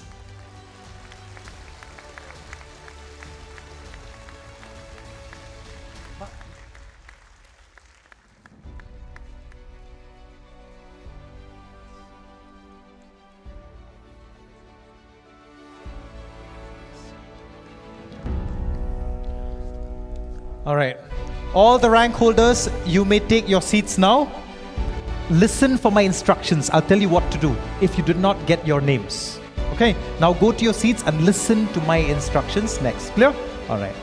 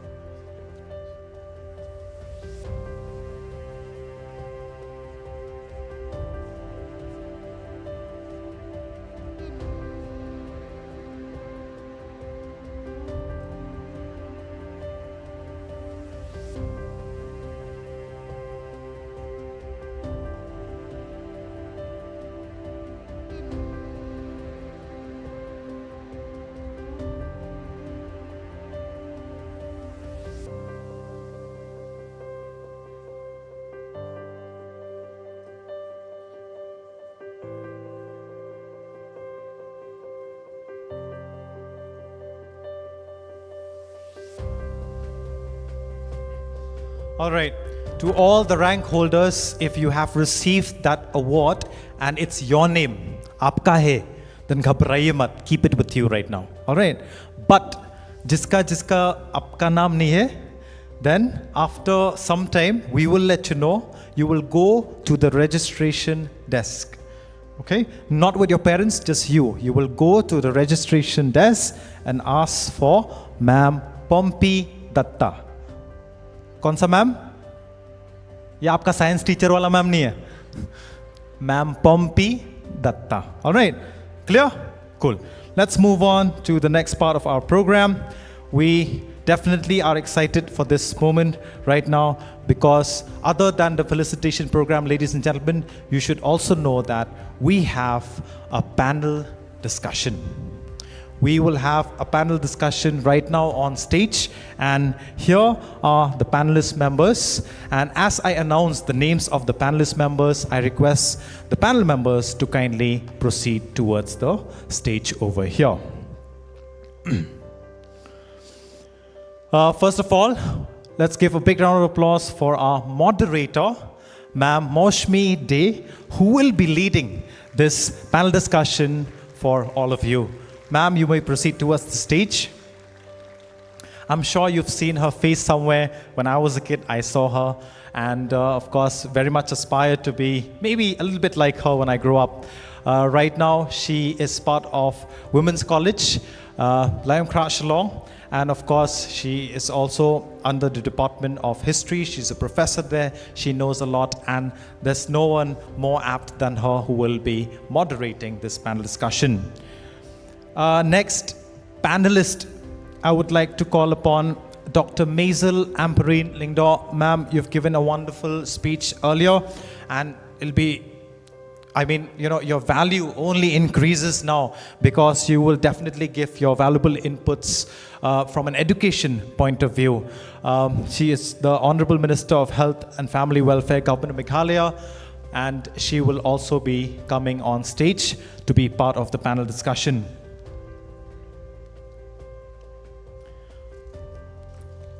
After Ma'am Amperine, we would like to call upon Sir H.M. Shangpliang, and he is the advisor to the Department of Education, Government of Meghalaya.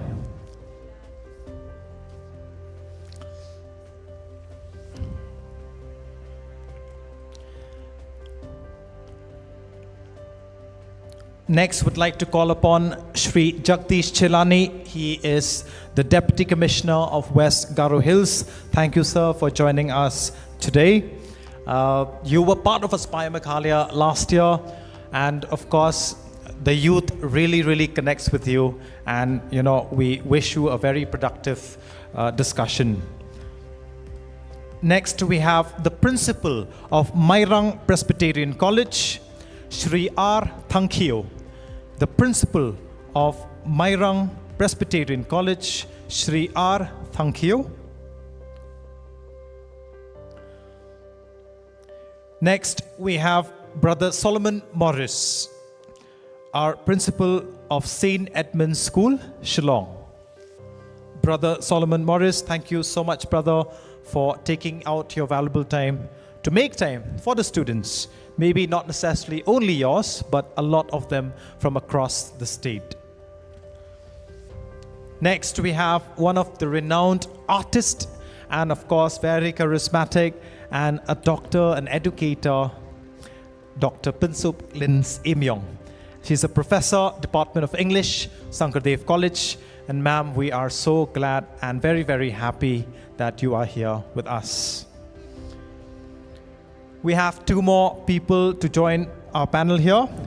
Shri Rahul Chatterjee, sir, a very renowned teacher in the state, an assistant lecturer right now from Jail Road Higher Secondary School. So we are honored to have you with us.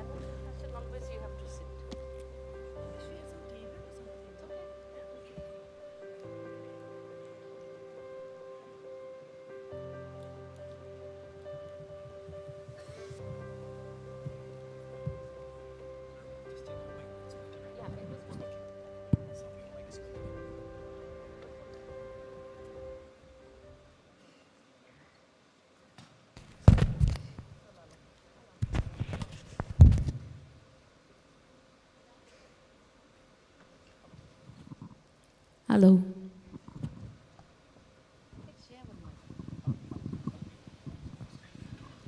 Hello. Hello.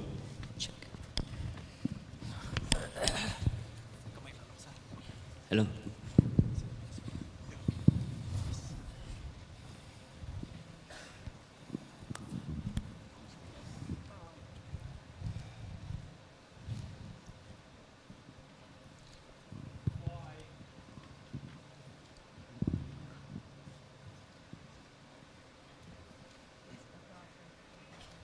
Hello.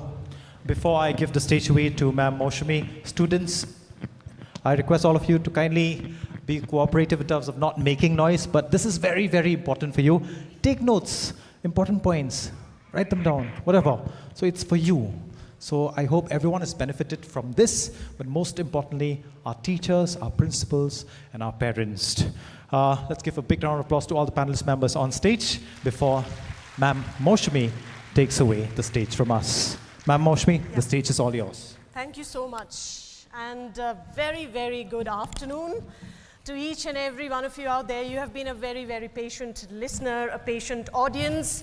And now that we are here, and I'm sitting here, and I'm being able to see all of you, wonderful faces, excited faces, my respects to each one of you, to our Honorable Chief Minister, to the Education Minister and all the other dignitaries, of course, the heads of institutions, and most importantly, of course, our younger generation, the students. This is meant for you. You know, we'll be talking about education. We have the who's who on the stage. Let me tell you, they are figures, they are personalities from the leadership, they are from politics, they are from educational institutions, etc. And I'm sure today, through this almost a 1 hour, I think I've been told to have at least a 1 hour of panel discussion, and thereafter there will be at least 10 minutes of a Q&A session.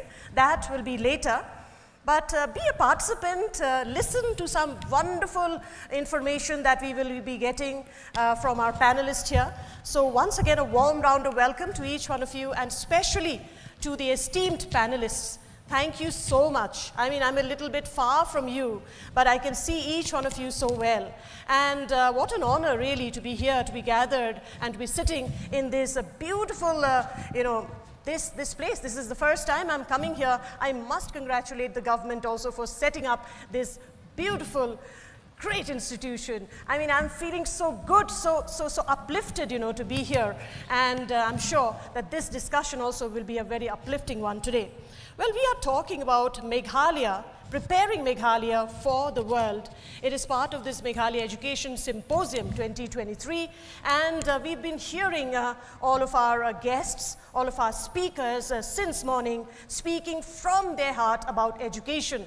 And one thing I noticed while I was sitting, that each one of our speakers spoke from their heart, and there is definitely a path ahead. They have a vision ahead, and they want to do something to better the state of affairs. Of course, it is not so bad, but then how do we uplift it even more? But before I bring in all of our panelists, I have a small, brief introduction. Well, to say education is important is definitely an understatement, because education is the basic right of every human being on this planet.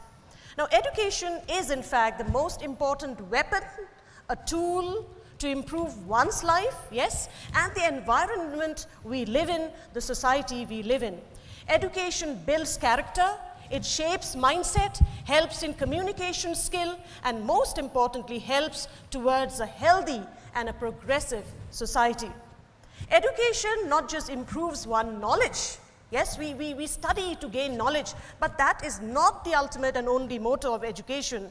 That is knowledge, but it gives us a world view, and most importantly, education, that degree, that certificate that we eventually get, after we complete our academics, is for employment. Yes, a rightly educated, I use the word here rightly, a rightly educated individual is probably very likely to get a good employment opportunity.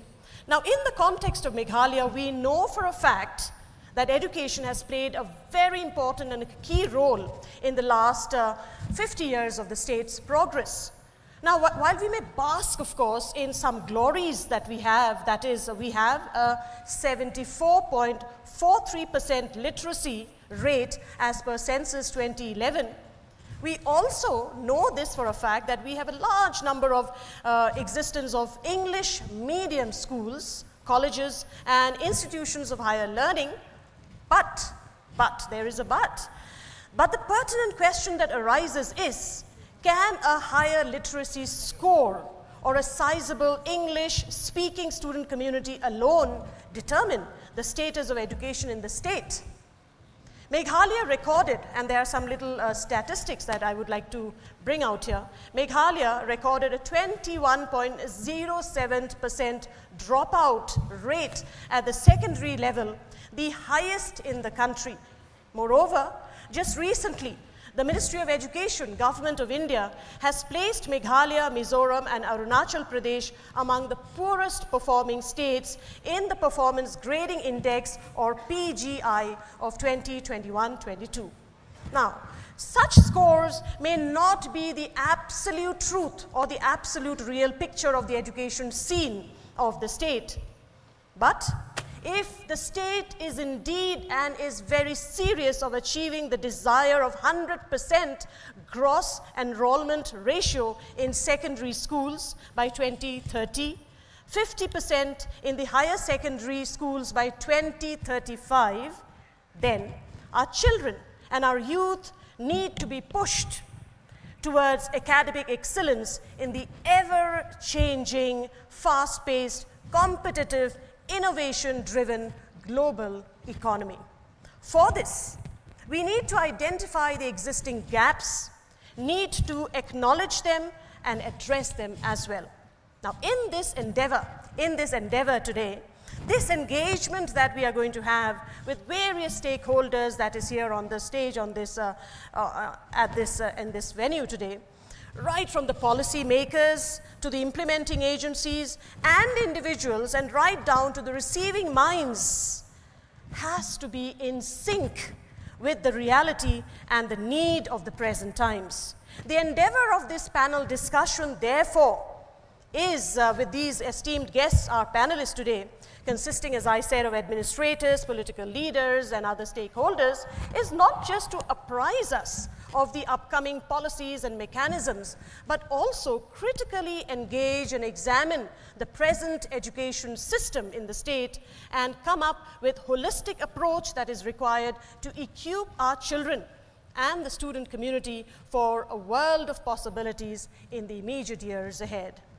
Now, the discussion today has 5 broad segments, and we will be touching upon, and our focus will be in areas such as employability and world readiness. We will be focusing our attention on the quality of education. We will also be focusing our attention towards teaching approach, student retention, and the key component of mental health and emotional well-being, which is so important, which is not often highlighted, but I think our guest earlier also had spoken about it. We need to speak about it as well. So this is in broad, the 5 segments that we will be touching upon today in this panel discussion. And I'm indeed very, very glad to have our panelists here. May I quickly go ahead and tell who are our panelists. We have Dr. Maisel Ampreen Lingdaw. Her introduction has already been given. Of course, she's the Minister of Health and Family Welfare, Government of Meghalaya. We have Shri H.M. Shamkyang, the Advisor, Department of Education, Government of Meghalaya. We also have Shri Jagdish Chalani. He is from the IAS and the Deputy Commissioner presently of West Garo Hills. We have Shri R. Thankyu, who is the Principal, Mairang Presbyterian Science College at Mairang. We have Brother Solomon Morris, Principal St. Edmund School, Shillong. We have Dr. Pinsuk Lin Aimyong. She is the Professor, Department of English, Shankar Dev College, Shillong. And I do not see Mark here. Mark is supposed to be here, but Mark is, Mark was supposed to be here, but I guess he will, he has some other engagements right now. And not to forget, we have Rahul Chatterjee, a teacher from Jail Road Boys, assistant teacher or professor from Jail Road Higher Secondary School. So there you have it. A big round of applause, ladies and gentlemen, for our esteemed panelists here. Thank you so much. Thank you so much. Well, we have so much to discuss, really. But going by the theme that we have chosen, that is preparing Meghalaya for the world, I think this is the time, the most apt time, as MBOSE is celebrating 50 years, as the state has just passed the threshold of 50 years and gone and planning for the next 50 years. I think this is the best time and the moment to talk about education and to energize our education system and what we have it. Now, we live today, as we all know, in a very changed and competitive world. You know, there are, of course, plenty of opportunities for economic growth. Look at the kind of careers that are there before our children today. I mean, in my time, I couldn't even think of so many career opportunities that you children have ahead of you. But the question is, are we ready? Are we ready? Are the students ready to face that competitive world that lies ahead? Have we groomed, or are we grooming them in the right direction? And when we're talking about grooming them, definitely we talk about the curriculum that is in place. Is our curriculum in place and in sync with the reality of the time? So we have so much to discuss. So without speaking any more from me, we would like to listen to the panelists here. My focus right now is on the first segment, and that is employability and world readiness. How ready are the students really to take on to the world, and what is their cognitive, social, and emotional capabilities that we have been nurturing? How ready or how good is the education framework? And because at the end of the day, I'm sure our panelists would agree that education is for jobs. Every child here, every boy and girl here would be aspiring to have a job in the long run. I mean, no one would want to be dependent on somebody. Well, Shri R, thank you. I bring you in firstly. I bring you in, sir, firstly, because this time I'm also from the education. I'm from a college, and I've seen how there has been a substantial fall of enrollment in the science background.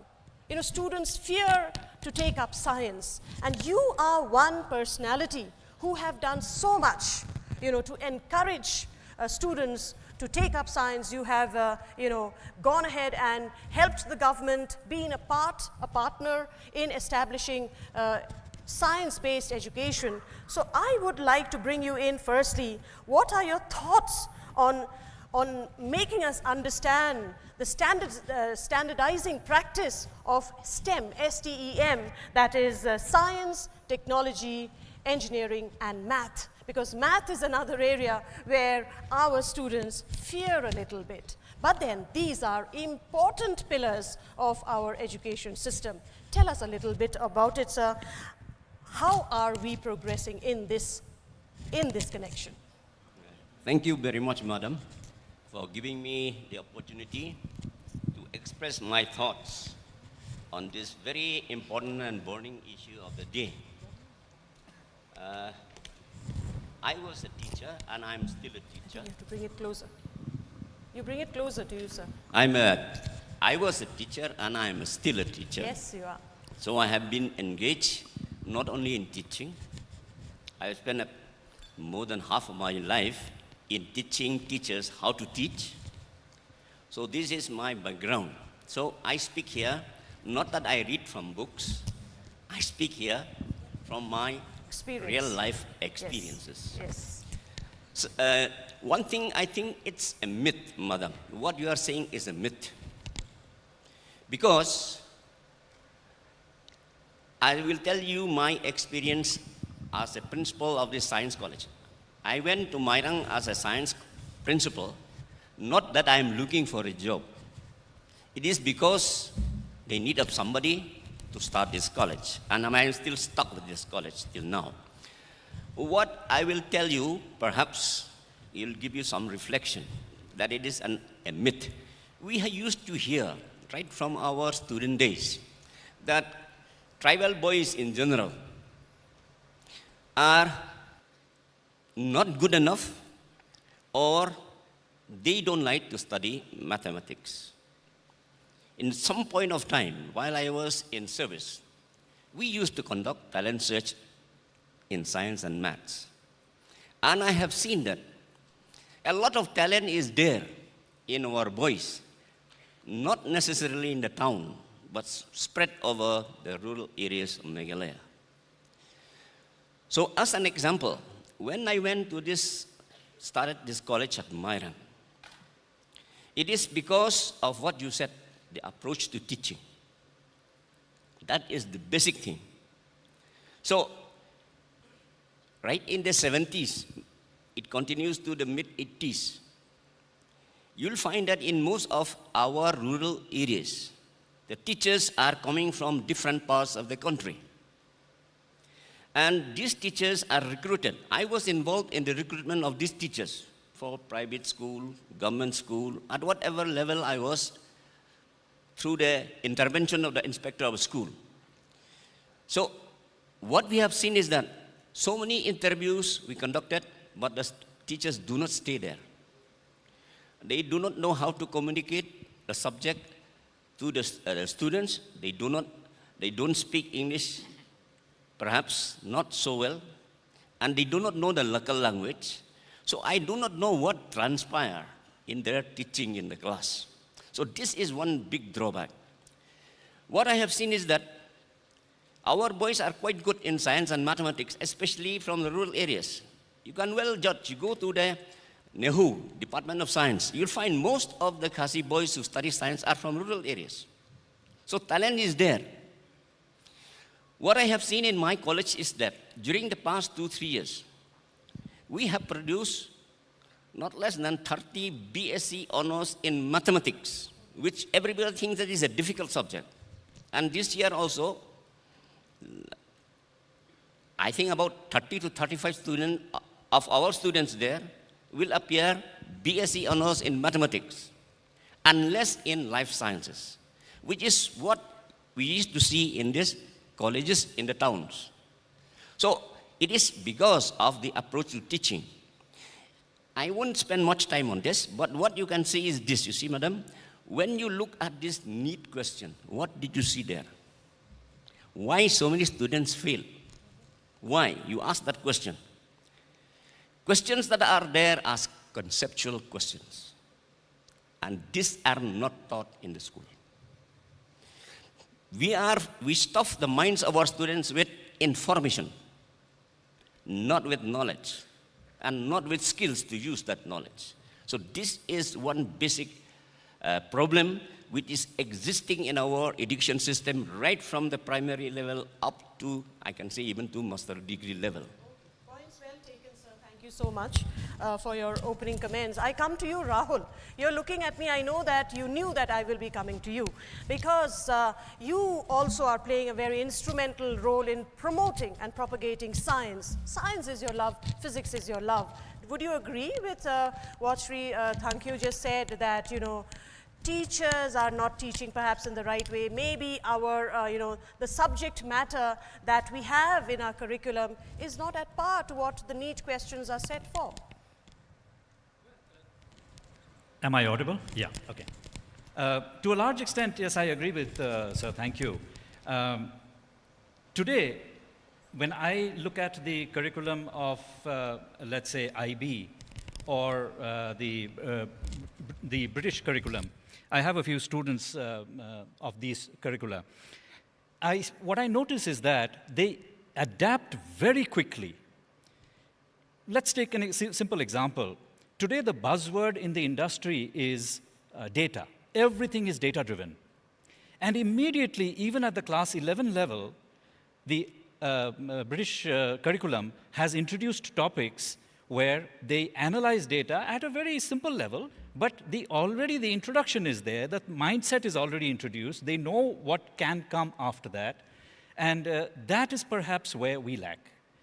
The change, we have to be more quick in adapting to changes, to requirements of the market. And what Sir said, I agree that communication, a lot of our children are very poor at communication, and communication need not necessarily be spoken word communication. It's also written communication, and today the demand is for communication of data in pictorial form. That's a huge demand. Because it is a data-driven society, we want data to be represented in various forms. And this is a skill. Of course, AI is doing it, but then there is someone who actually does it for AI. So those people will be in demand always. So those are the kind of jobs that are never going to die out. And so that is the kind of people we need to create. These are the kind of trainings we need to give to our children. Right. Thank you so much. Now let me come back once again to our political leaders here. I come to you, Ma'am Amperine. You have given a very, very soulful speech just now. But then you have also been in the education department before. But from 2013 to 2023, there has been changes, changes at the way we perceive education, the career choices we make, etc. So as somebody who's already been in the department, what do you have to say of the present education scenario in the state of Meghalaya?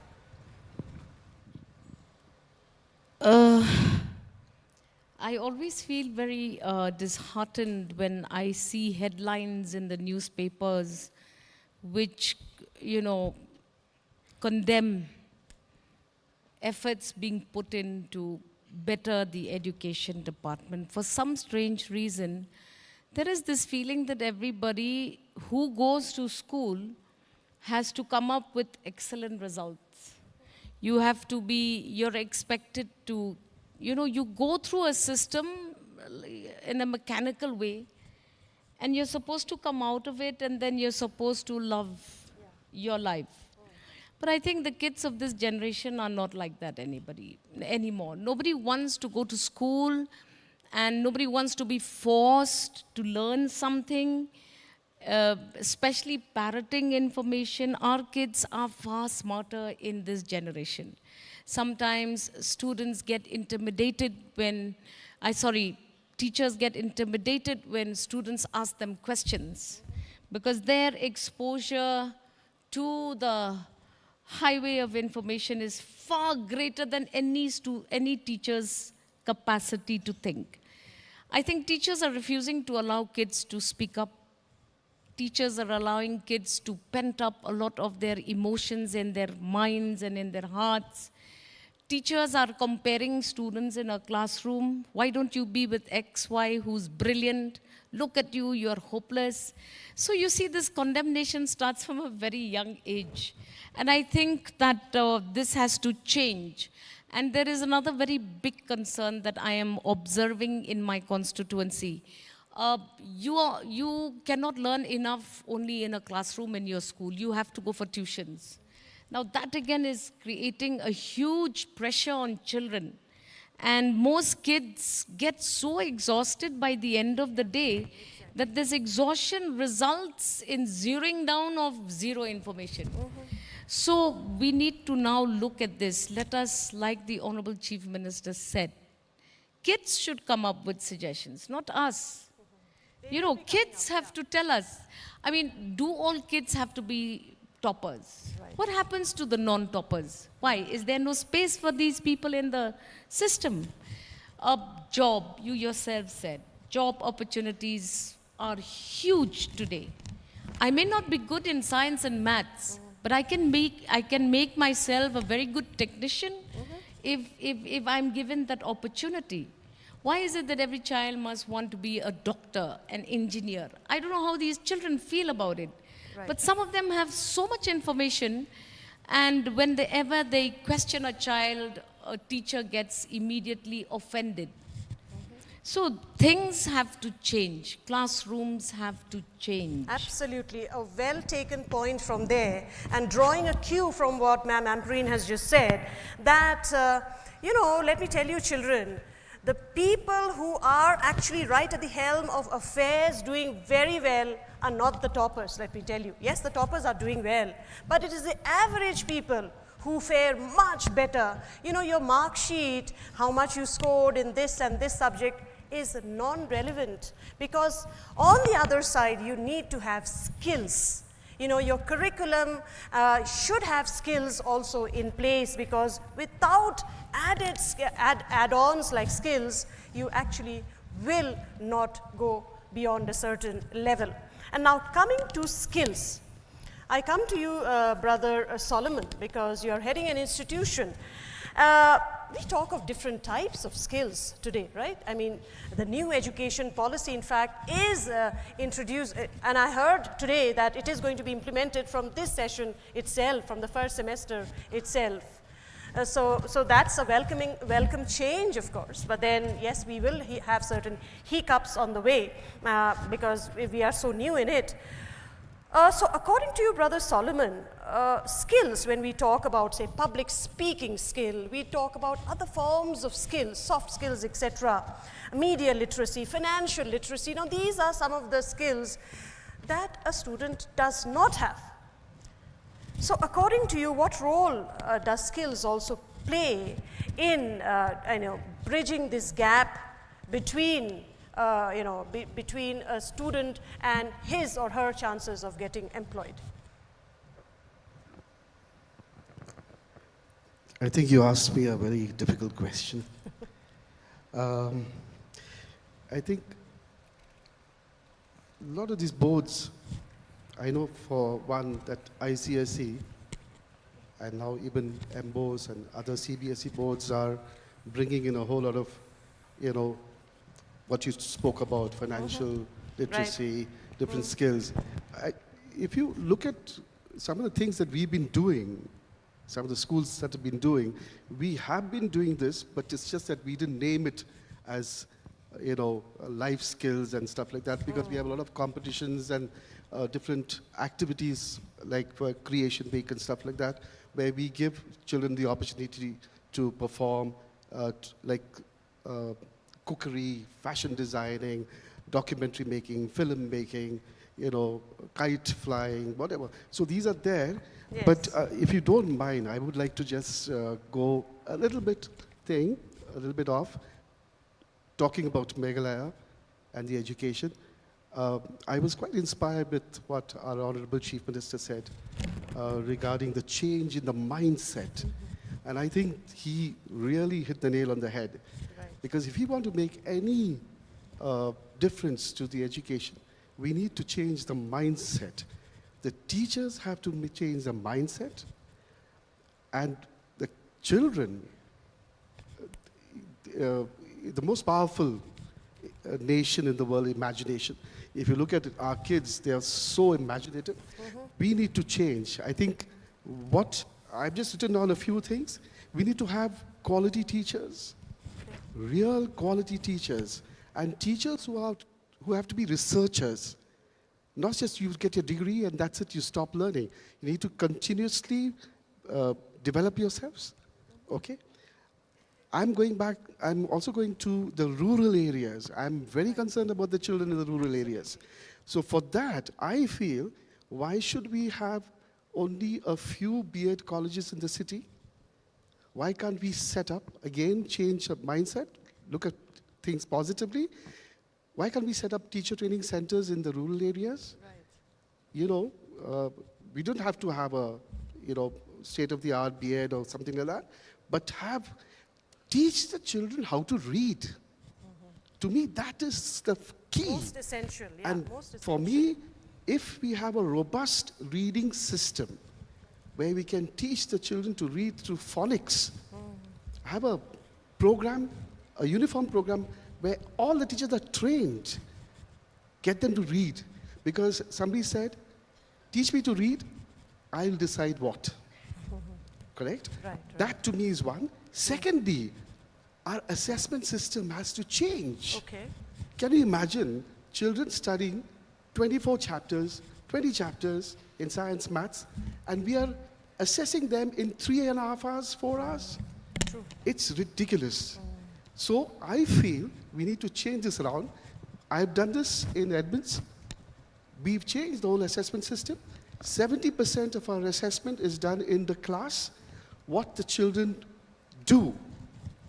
So they give presentations, they prepare lessons, they do their own presentations, they give quizzes, they take part in quizzes, assignments, projects, debates, written work, meaningful homework that the teachers can give them, experiments, demonstration. To me, children have to be assessed that in the classroom, 70%. And the 30% is what the exam is supposed to do.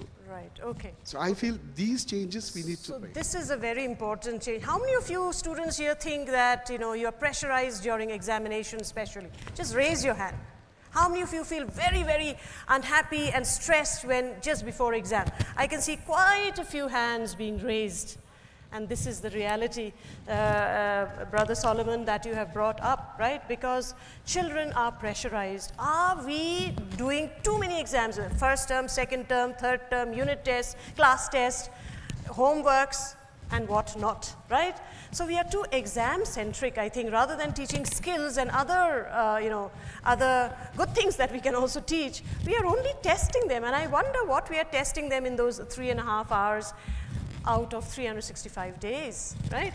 So, any one of you would like to add to what Brother Solomon has just said? I come to you, Bahima, because you are also very, very somebody who's very passionate and you want to bring about a change. And that is why, of course, you are also appointed in the right department. Any quick thoughts on what Brother has just mentioned? Thank you. Thank you, Moshmi. I was about to come to the same point which Brother has just mentioned. Education system in the state needs a lot of introspection. I must say it here that definitely we are working to bring a lot of changes in the whole system. We have a very dynamic Chief Minister who's guiding us continuously, and a very able minister who is working day in and day out into bringing out the changes. And definitely we have identified areas, gray areas in the system, where these gray areas need to be addressed. Okay. One such area is the one that Brother just mentioned about, first thing first, about the mindset. Secondly, about the way that education is being imparted in the schools. All of you would be very shocked to know that when we did a little bit of survey and analysis, we found that from class 1 to class 12, our children have to study about 600 books. This is getting a bit too much. The Honorable Minister has made up his mind that we need to lessen the number of books. Can you imagine a class 1 child would be carrying about 11 to 12 books on her back? Now I know all my children here, how heavy they feel when they go to the classrooms. Am I right or not? You want us to lessen the burden of the books? Yes, this we are going to do. We have to change the curriculums.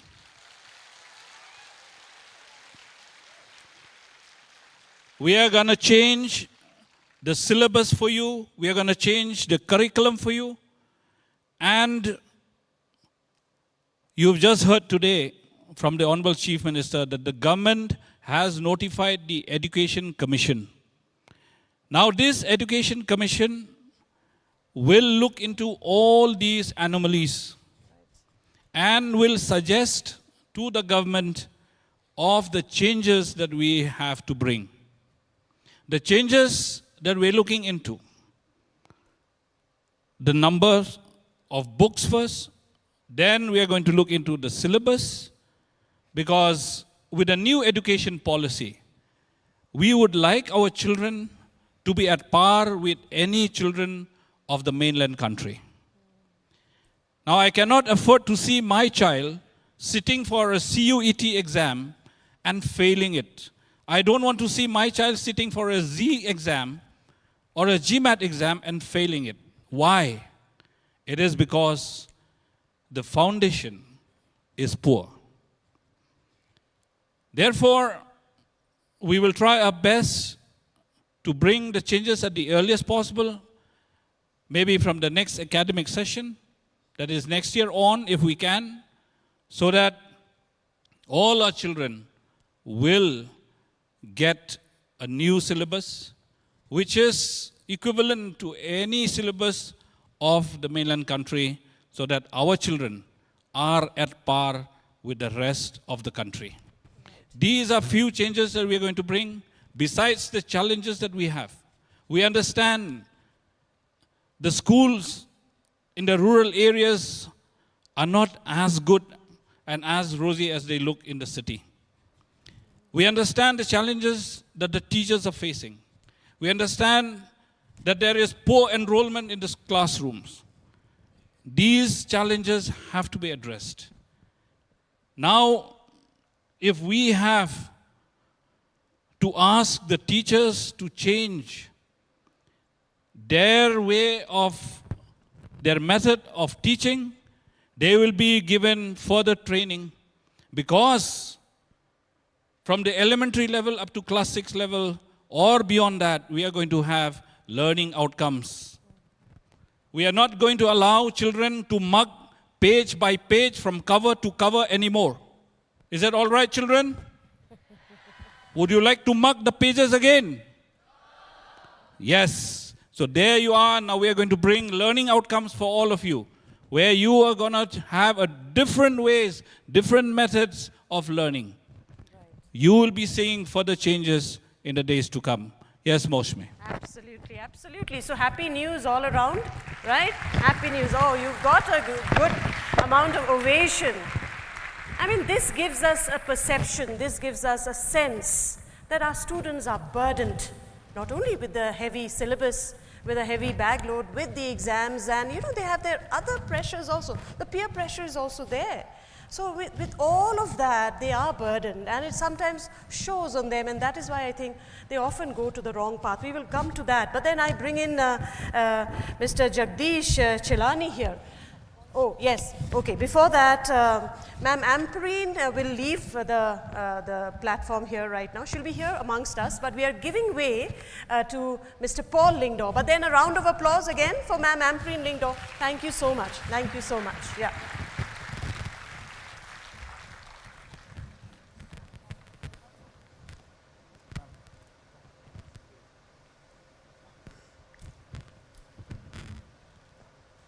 Hello. Ladies and gentlemen, we also have amidst our presence here, Sri Paul Lingdor. He's the Honorable Minister of Social Welfare. Sir, we were missing you, but I'm so glad you made it. So he will also be joining the panel members on stage, but we also have a bouquet of flowers to show our appreciation to him and request Ma'am Amperine to hand over the bouquet to Sir Paul before he take the dais.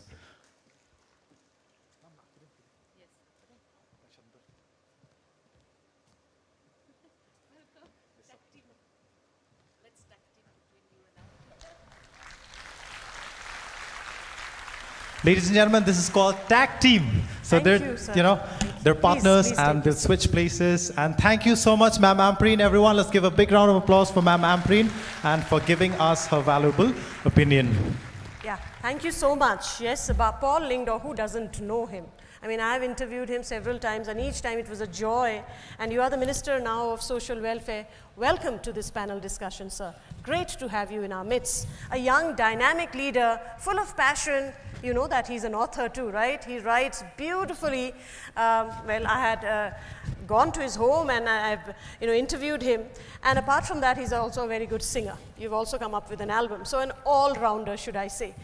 So, Bapol, can I start with you now? Of course, before I go, should I come to you? Yeah, I'll just come to you, actually, since I'd addressed this question, Sir Jagdish Chilani. You are very passionate about your field, that is, civil services. And one of your passion, one of your dream and your desire is to see more people, more of our youth actually make it to that top level. And for that, I believe you're also thinking of opening more coaching centers, because this is one area that is still not tapped yet, right? Our last, I think, was from 2013, So what is your vision really when we are talking about preparing our students for the civil services examination? Thank you, Madam Ashmi. It is actually great dear to me that I really would love to see more civil servants in the state. Right. That basically underlines a factor that we have a setup or an ecosystem where student can study, and that becomes one of the markers for a good educational system or an educational ecosystem in the state.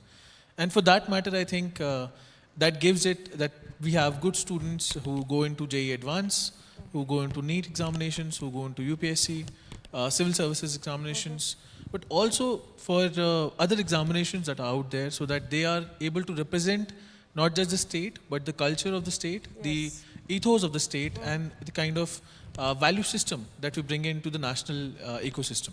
Right. So that has been the thought overall. Okay. And that's we how wish it you all the very best, because a dynamic leader like him right in the forefront. I'm sure that you are in the right track, and there will be changes, and we will have some civil servants someday, future civil servants who are there in the midst. I come back to Bapol quickly to, if I can just rope you in also in this discussion, sir.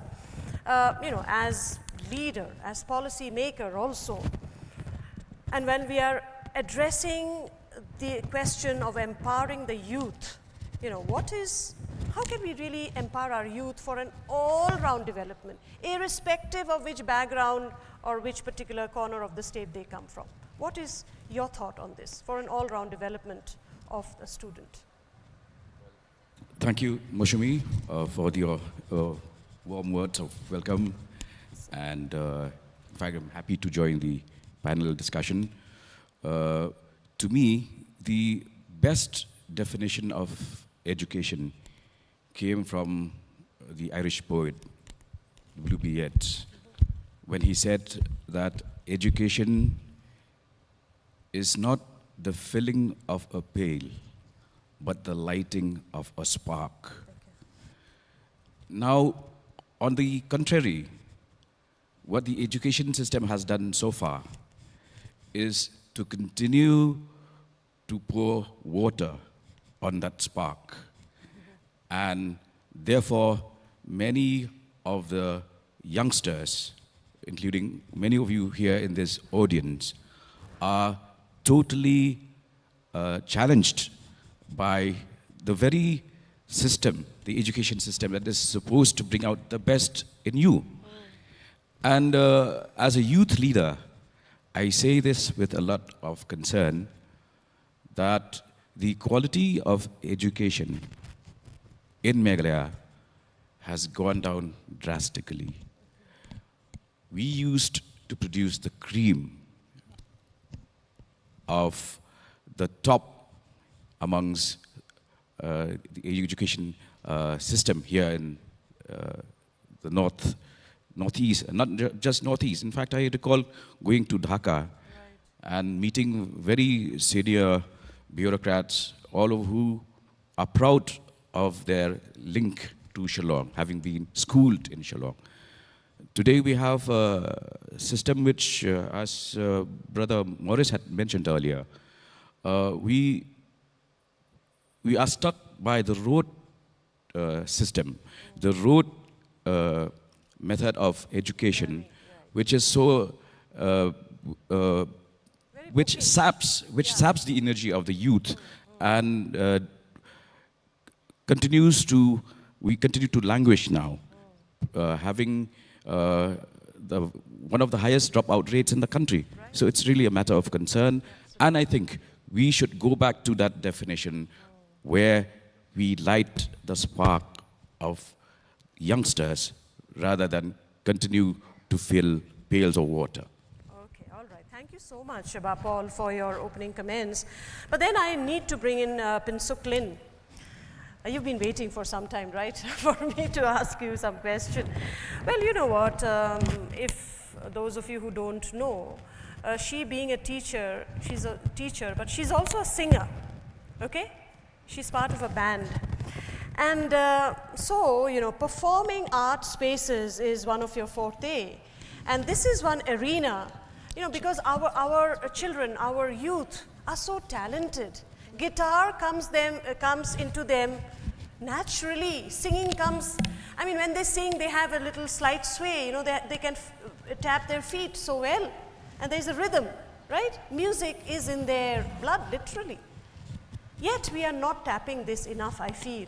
Because our youth, we still make them believe that it is government job and government job alone that they should go for. We don't encourage them to build their other qualities, their other hobbies into employable job avenues, right? Of course, we are talking about the skills, but then performing art spaces, performing arts is also employable today. What is your thought on this, you know, and how do we explore this and link academics with this as well? When we talk of performing arts, really, I feel as of today, there are a lot more opportunities today than, you know, years back. Now, I think with the implementation of the NEP 2020, where especially for me, I'm in the higher education, I don't teach in school, so I'll speak a bit about that because in the higher education setup as we speak now, there will be a lot of opportunities actually for students to take up a lot of courses. We do have a skills enhancement courses. We now will have value-added courses, multidiscipline courses, ability enhancement courses. So under skill enhancement courses, what the university has done is given the, you know, sort of given the opportunity for the colleges to decide which course you're going to take up for developing the skills. So depending on the whatever institution that you're in, so some institutions would, you know, sort of opt for music.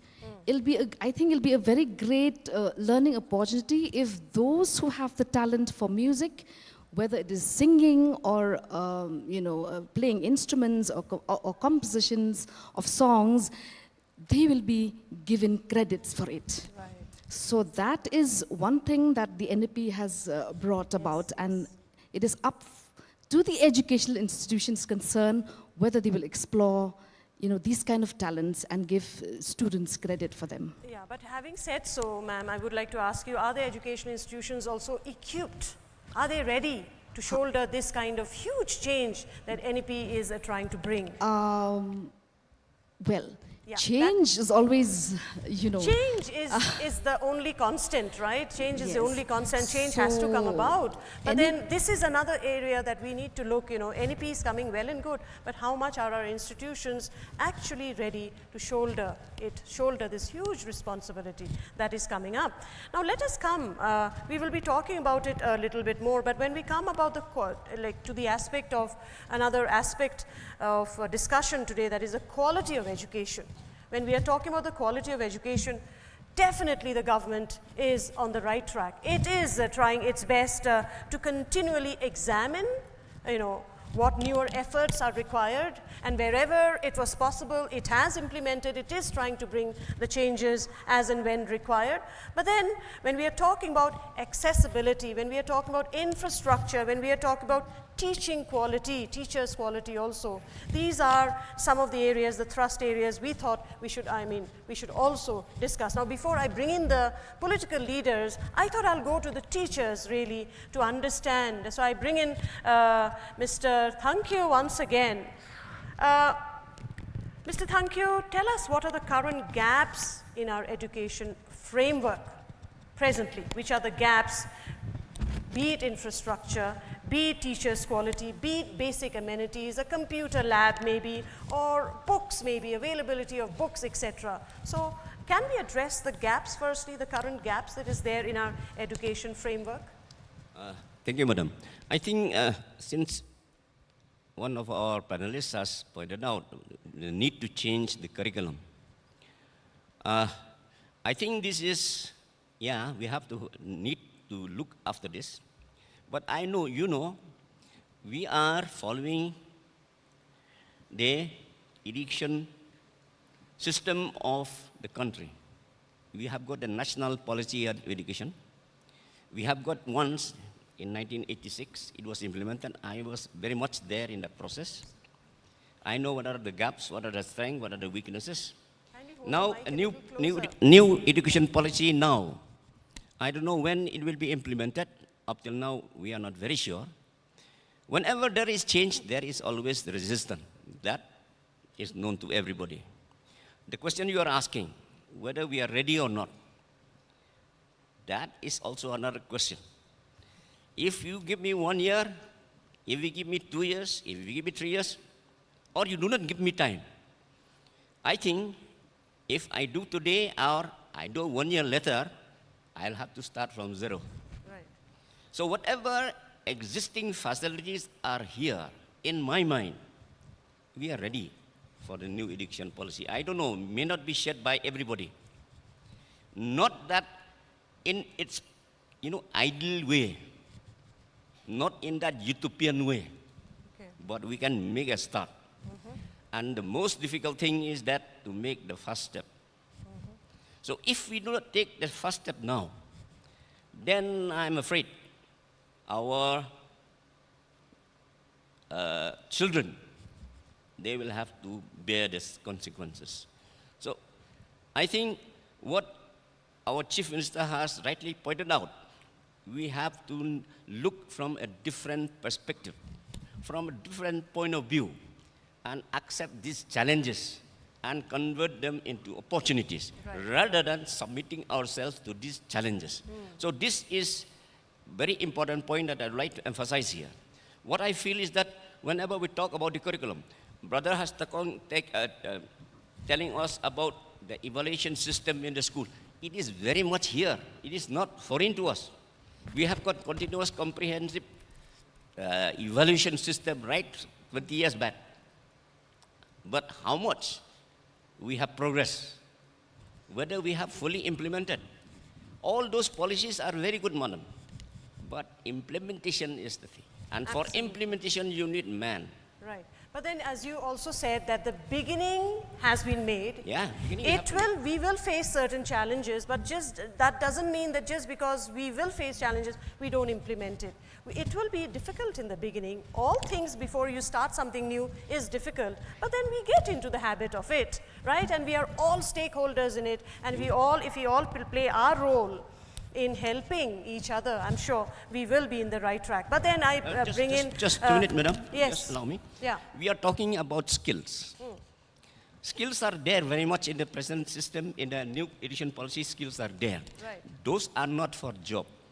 So if we are talking about job, the new education policy has taken care of this in the second year of the undergraduate course. Okay. I fully agree with this new education policy, because that is the age where most of our youth will look for job. What we have till class 10, maybe this is a kind of general education with some skills, whatever skills, which is contemplated there. It is being taken care of. This is being taken care in a very professional way at the undergraduate level. So if we think that we align now right from the school, how many things you can teach in a school? You cannot put everything in the school. But basic thing has to be learned. The basic arts has to be learned. Okay. This thing has to be taught properly, not in the way that is being taught now. Right. So if you think about the standard has falling, maybe this is our fault. Okay. Teachers have been appointed. So this recruitment policy will need a relook. Okay. You need a Anybody relook on yeah. this recruitment policy. Right. So anybody wants to fill in quickly? Rahul, would you like to add on quickly before I move to Brother Solomon? Well, to me, when you talk about gaps, my firm belief is whether it is NEP or the old system or any system, nothing is going to work unless you have people with passion for what they do. Exactly. That is the bottom line. So unless we are able to recruit people who are passionate about teaching, who are passionate about their subjects, who love their subjects more than anything else, who spend most of their wake-up hours with their subjects, we are not going to be able to achieve anything, whether it is the NEP or without NEP, whatever training we may give to them. So ultimately, it's in the recruitment process that we should be able to identify the amount of passion. It's not the amount of knowledge. But with that knowledge, if that person is not passionate, and that is why I say, you see, it's not about the facilities. A passionate teacher can have an entire class spellbound even when the room is dripping and there is a broken blackboard. And I'm absolutely sure about it. Right. But it's not the desirable thing. I don't say that that is the desirable thing. But it's the passion that counts. Right. You know, because teaching cannot be just a job. I am not employed, so I go into teaching. You have to have the drive, the passion, you know, to work for the sake of the students. Brother Solomon, quickly, yes. And then I'll be coming to you also, Pinsuklin. Tell us about the rural scene because you have some interesting things to share with us.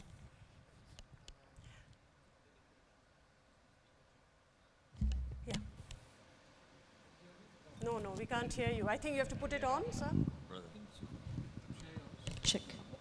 Number. Okay. Hello. Yeah, that's right. You know, I just want to raise two concerns. Right. One is inclusive education. Yeah. We have a lot of kids in school, normal schools, with a lot of hidden disabilities. True. We have in our school about 20, 25 kids who are fall in the ASD, autism spectrum disorder. Right. There are other disabilities also.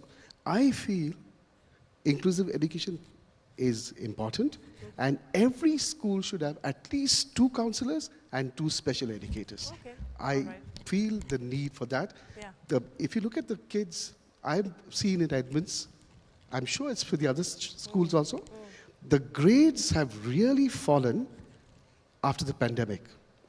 Kids are crying for help.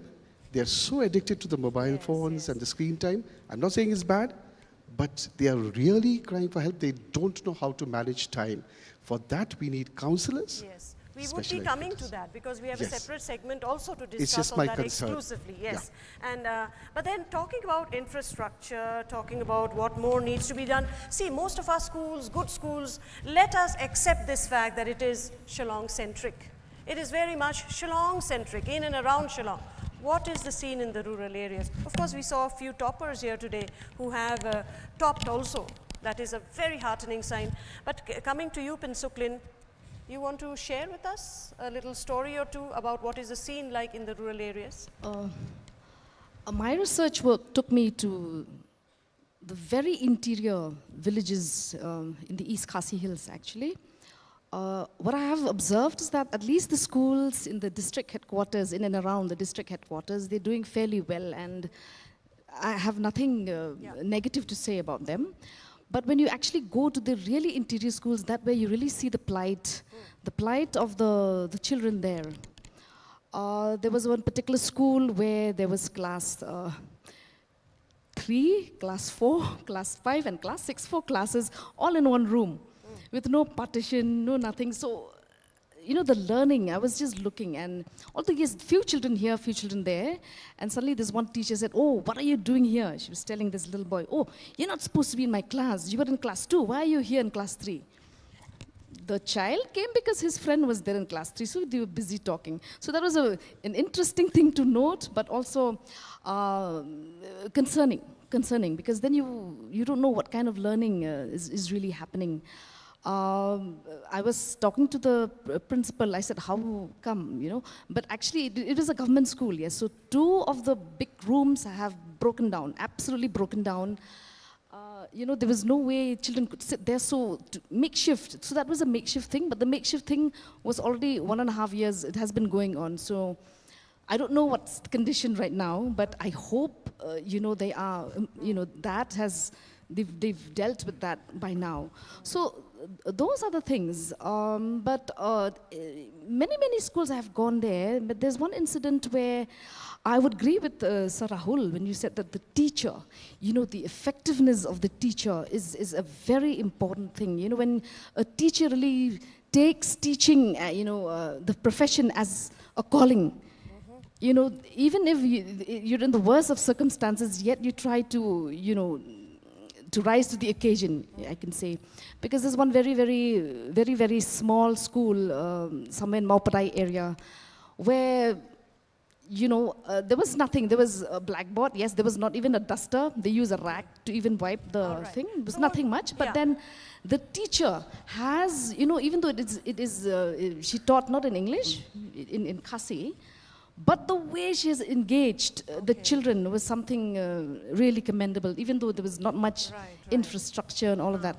But so what I get from you is that the onus of responsibility lies on the teacher. Yes, infrastructure is required, a blackboard and other basic amenities, definitely, but a lot depends on the teacher, for that teacher, how determined or how passionate that teacher is. But then talking about these gaps that we are talking about in the current system, I come to the political readers, Ba Paul and Bahima.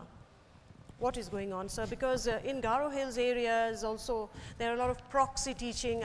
We are told sometimes that there is no teacher, and the ratio between students and teachers also is quite large. How are we addressing these concerns? Bahima, firstly to you. Ba Paul, will you just take this question firstly? Well, Maushmi, it's like this. I had already mentioned earlier that there are a lot of gray areas.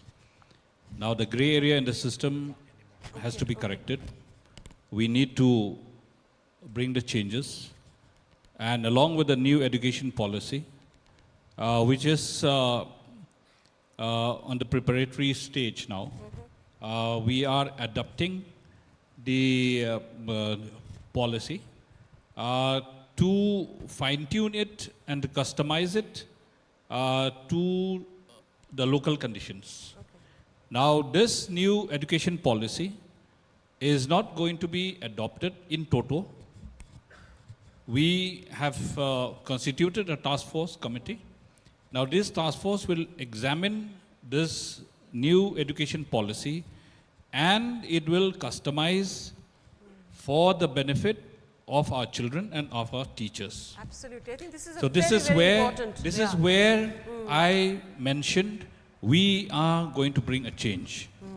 Now, when this change comes, with this new policy, which we will be calling the Meghalaya Education Policy, this Meghalaya Education Policy will also take in the best out of the national policy. Now, coming to the gaps, it is only when we start implementing the policy, the national policy, that is when the funds and the resources will also start rolling down from the government of India. That is the time when we are already preparing to give good infrastructures to the schools. There are schools without roofs, there are schools without windows and doors. All these have been listed. Government schools I'm talking about. So therefore, efforts are being made by the officers of the department that such gaps would be filled, and therefore we look forward with the dynamic leadership of the Chief Minister. What we need is the support of the Chief Minister to provide more and more funds to this department. I remember when the Honorable Minister Education and myself, we met the Chief Minister. He mentioned that there are two sectors in the government, in his government, in the MDA government, that will be given priorities. That is the health sector and the education sector. Therefore, we look forward that in the days to come, we would be seeing a new face. We would like to be seeing new education system in the state.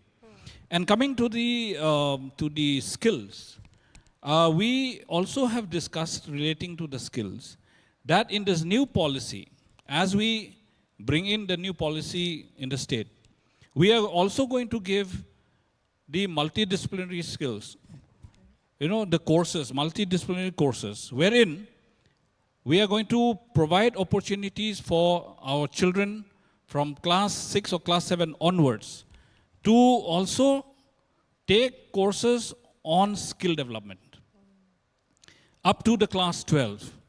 Therefore, there is also a system wherein if these boys or girls would not like to pursue further in their studies, they can take an off from the studies and go and pursue their livelihood out of the skills that they have been imparted or they have learned. Absolutely. Therefore, there are many good things that are happening. Okay. We look forward for better days for the children of the state.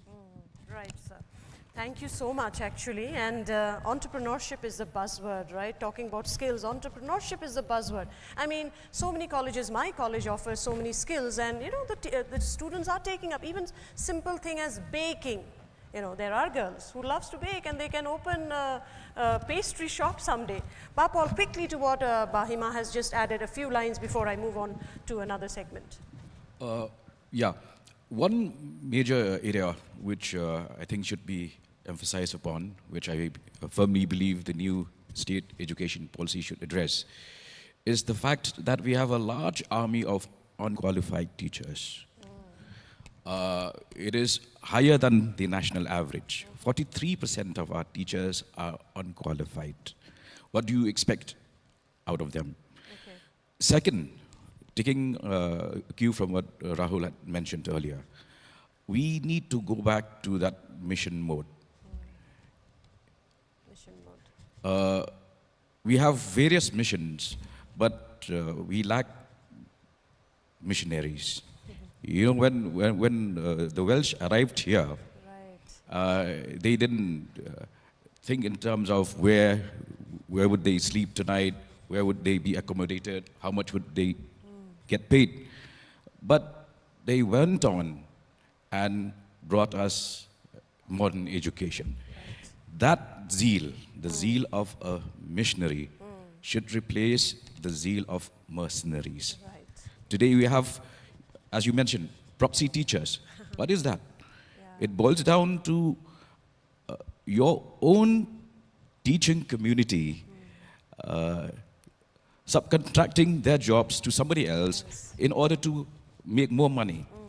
So that has to be replaced. And I'm sure that under the leadership of Chief Minister Conrad Sangma, with Bahima and Mr. Rakam leading the team, we should be able to fill in these gaps. Use technology. I saw a report which was very disturbing the other day, where in a particular district, teachers resisted the use of technology in order to monitor their attendance in classrooms. What is this? I mean, this is an issue which, as a government, we are committed to deal with a very heavy hand. Absolutely, okay. Talking of technology, I come to Brother Solomon because COVID has taught us a lot, right? It has taught us to be home and still continue with education, and technology played a very crucial and important role. Of course, there was a network issue in certain areas, but all in all, I think most of our students have learned that we have to now coexist with a blended mode of education, that is classroom as well as with the use of technology at home also. So in this, because during COVID times, your school did a good job, right? I mean, the students continue to learn. There was initial bit of difficulty, but then the students grasped it, and like your school, other schools also adapted to that change that came about. So according to you, can technology play the role of enhancing education? Yeah, absolutely.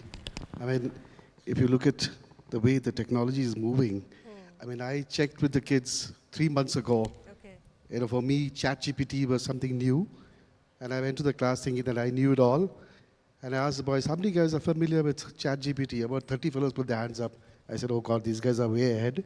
But the thing is, I'll tell you where the problem is. I'd love to introduce digital library. I'd love to introduce tablets in school, get the kids to bring their own devices, learn. We have to educate our children not to get distracted. You know, we have to educate. I'm not saying they're doing something wrong. They get distracted. A lot of our kids are into Instagram, WhatsApp, they're into YouTubes, they want to be YouTubers. I have no issues with that. But their academics is suffering. These kids are, then they get into pressure mode, they cannot meet deadlines, they get depressed, they have huge mental health issues. I'm saying that. And that is something we need to address. We need to educate our children. And definitely technology is the way forward. I mean, I feel. And talking of technology, if I can bring in Sir Jagdish, how is artificial intelligence playing a role? Sorry, what? I'm addressing this to Mr. Jagdish, yes. Artificial intelligence. I mean, people, children are talking about it. Many of them have heard. Recently, I saw the other day for the first time, there's a news reader. Maybe I will, in the near future, I will be redundant because, somebody else, an AI will be reading the news. So my job is gone. So, over a period of time, it has always been seen that it's a very interesting thing, right? Because AI is being spoken about. So if you can just fill in for the sake of our students also, Perfect. Yeah.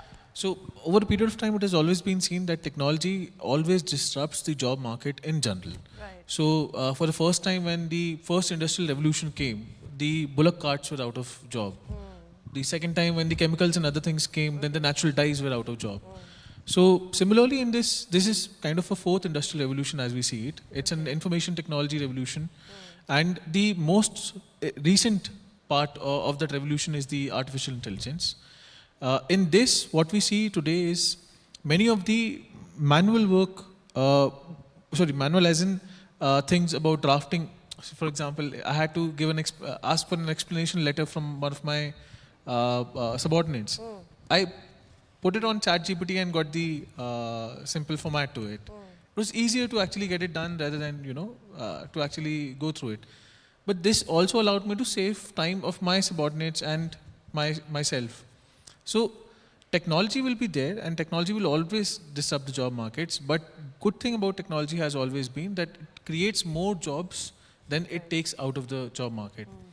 And similar will happen with artificial intelligence as well. We will be able to explore potential of our humankind, which is not usually understood till now. And we will move towards a shift in that job sector as well. If I can add one more point to it.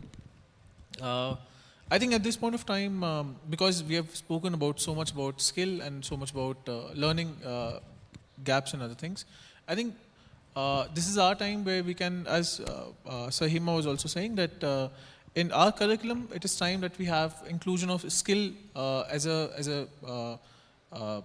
discipline introduce. This can go in the lines which have been taken under Punjab, Madhya Pradesh, Himachal and Chhattisgarh. They have done it very well. They've introduced courses from 9th to 12th class. It's a 4-year curriculum for them. It's a semester based where they get the diploma at the end of the 12th class. It's a level by level, so level 1, 2, 3 and 4. And by the 4th year, they are able to pursue a degree in that subject if they want to, or can actually pursue a job legally in that pursuit if they want to. So such kind of interventions from the administrative side, the policy side, can introduce introduction to artificial intelligence or things as simple as, which we do it in ITIs. So we can do it in a much more blended mode with our current education system itself. Right, right. Because, the students get bored in the classroom after a long period of time, and when you can enthuse the technology also in it, it can only make things much more interesting. Quick word from you, Rahul, before we move on to another segment, that is the teaching approach that we need to adopt to. Because you have a lot of flair of all these technology also. So how do you think technology can aid and improve teaching too? See, there are 3 kinds of learners. we have auditory learners, we have kinesthetic learners, and we have visual learners. When I am teaching in the class, it's only the auditory learners who capture the most. We are leaving out the kinesthetic learners who learn by doing, and the visual learners who learn by seeing. So unless we use all three modes in the class, we are not catering to the entire class. And, you know, on an average, 33% of your class is one kind. And the teacher should be able to find out who is which kind of learner.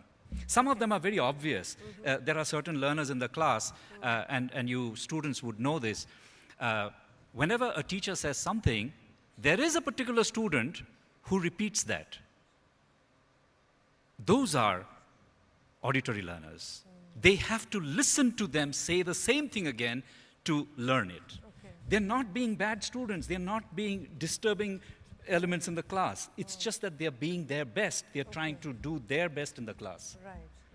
So we must recognize this, and therefore this technology is absolutely essential. So coming to the teaching approach, because this is another segment we would like to touch upon. It's good that you said that teachers should use technology, a classroom should be more interactive and technology oriented. But then are our teachers equipped enough, trained enough, qualified enough to tackle these changes? You know, because even during COVID time, some of the senior teachers found it difficult to handle technology. So what, I mean, I'll come to, you know, to our policy makers once again, to our leaders once again. Yes? Yeah, okay. Let me just complete this. You know, what are what are the facilities or the, you know, the facilitation skills that is required to be given to the teachers also? Where do they go to get trained? Because they definitely, there are a lot of teachers here, they want to be skilled, their skills to be thing, but they don't know where that training will be given, where they should go. So is there any such, you know, from our education department that is there in the pipeline for training teachers? But before that, you want to say something. I want to say something because using of skill is very much required. See, for example, in the existing system, just like what someone has pointed out, that government is entering that app for teachers' attendance. Everybody will not like that, I know. But then, you see, say for example, for monitoring also of students' performance, we can do that. We don't need an app also. We can use even whatever is there. During the COVID period, we have got those classes, Google classes. They work very well. In those, if those teachers, as Rahul has pointed out, they are passionate teachers, but everybody is not like that. But then you see, technology can really be used, and of course government, I don't know what is in their mind, but technology has to be used not only to monitor the attendance of teachers, but also to monitor the performance of students in every school. This is very important, because only then, if you strengthen this department, they must be having this supervision and inspection team. Government is already there. What they have to do is just reorganize. All right. So it is there. I'm not talking about new system being brought in. I'm talking about what Chief Minister has pointed out, using the existing system yes. with a new vision, with a new perspective. It will not involve money there. So government can use this. Say monitoring that students' performance, monitoring the attendance of teachers. If this thing can be done, within a period of 1 year, we can review this. Then we can find out how effective is our system. And I think things will improve. Yeah. So this is few lines I would like to All add. right. Points very well taken. I come to Bahima. What is there in the pipeline for training, upscaling the teachers? Moshmi, let me just address what Thank you has just mentioned. He was mentioning relating to the attendance app. The Ministry of HRD has rolled out a project. This project is called Vidya Shiksha Kendra, VSK. Now under this VSK program, an app will be rolled out, wherein the performance of a classroom will be monitored. Okay. It is just not attendance of the teachers. Teachers, yeah. It is also attendance of the students and the way that the teachers are imparting education and the way that the children are learning. So this is going to be introduced very shortly. This is mandatory as directed by the central government. So therefore, I would like to make it very clear to all the teachers here and the students that do not get carried away by certain news that are coming out that schools in a particular part of the state are being monitored for the attendance of the teachers. Now we are yet to roll out throughout the state. Once this project gets rolled out, it is called VSK. Now this project, once it's rolled out, it is there to monitor just not the teachers, it will monitor the students, it will monitor the way that education is being imparted inside the classroom. That is one. And then the second part, you were talking about the? About upscaling and training the teachers. Okay. Yeah. Relating to recruitment of teachers.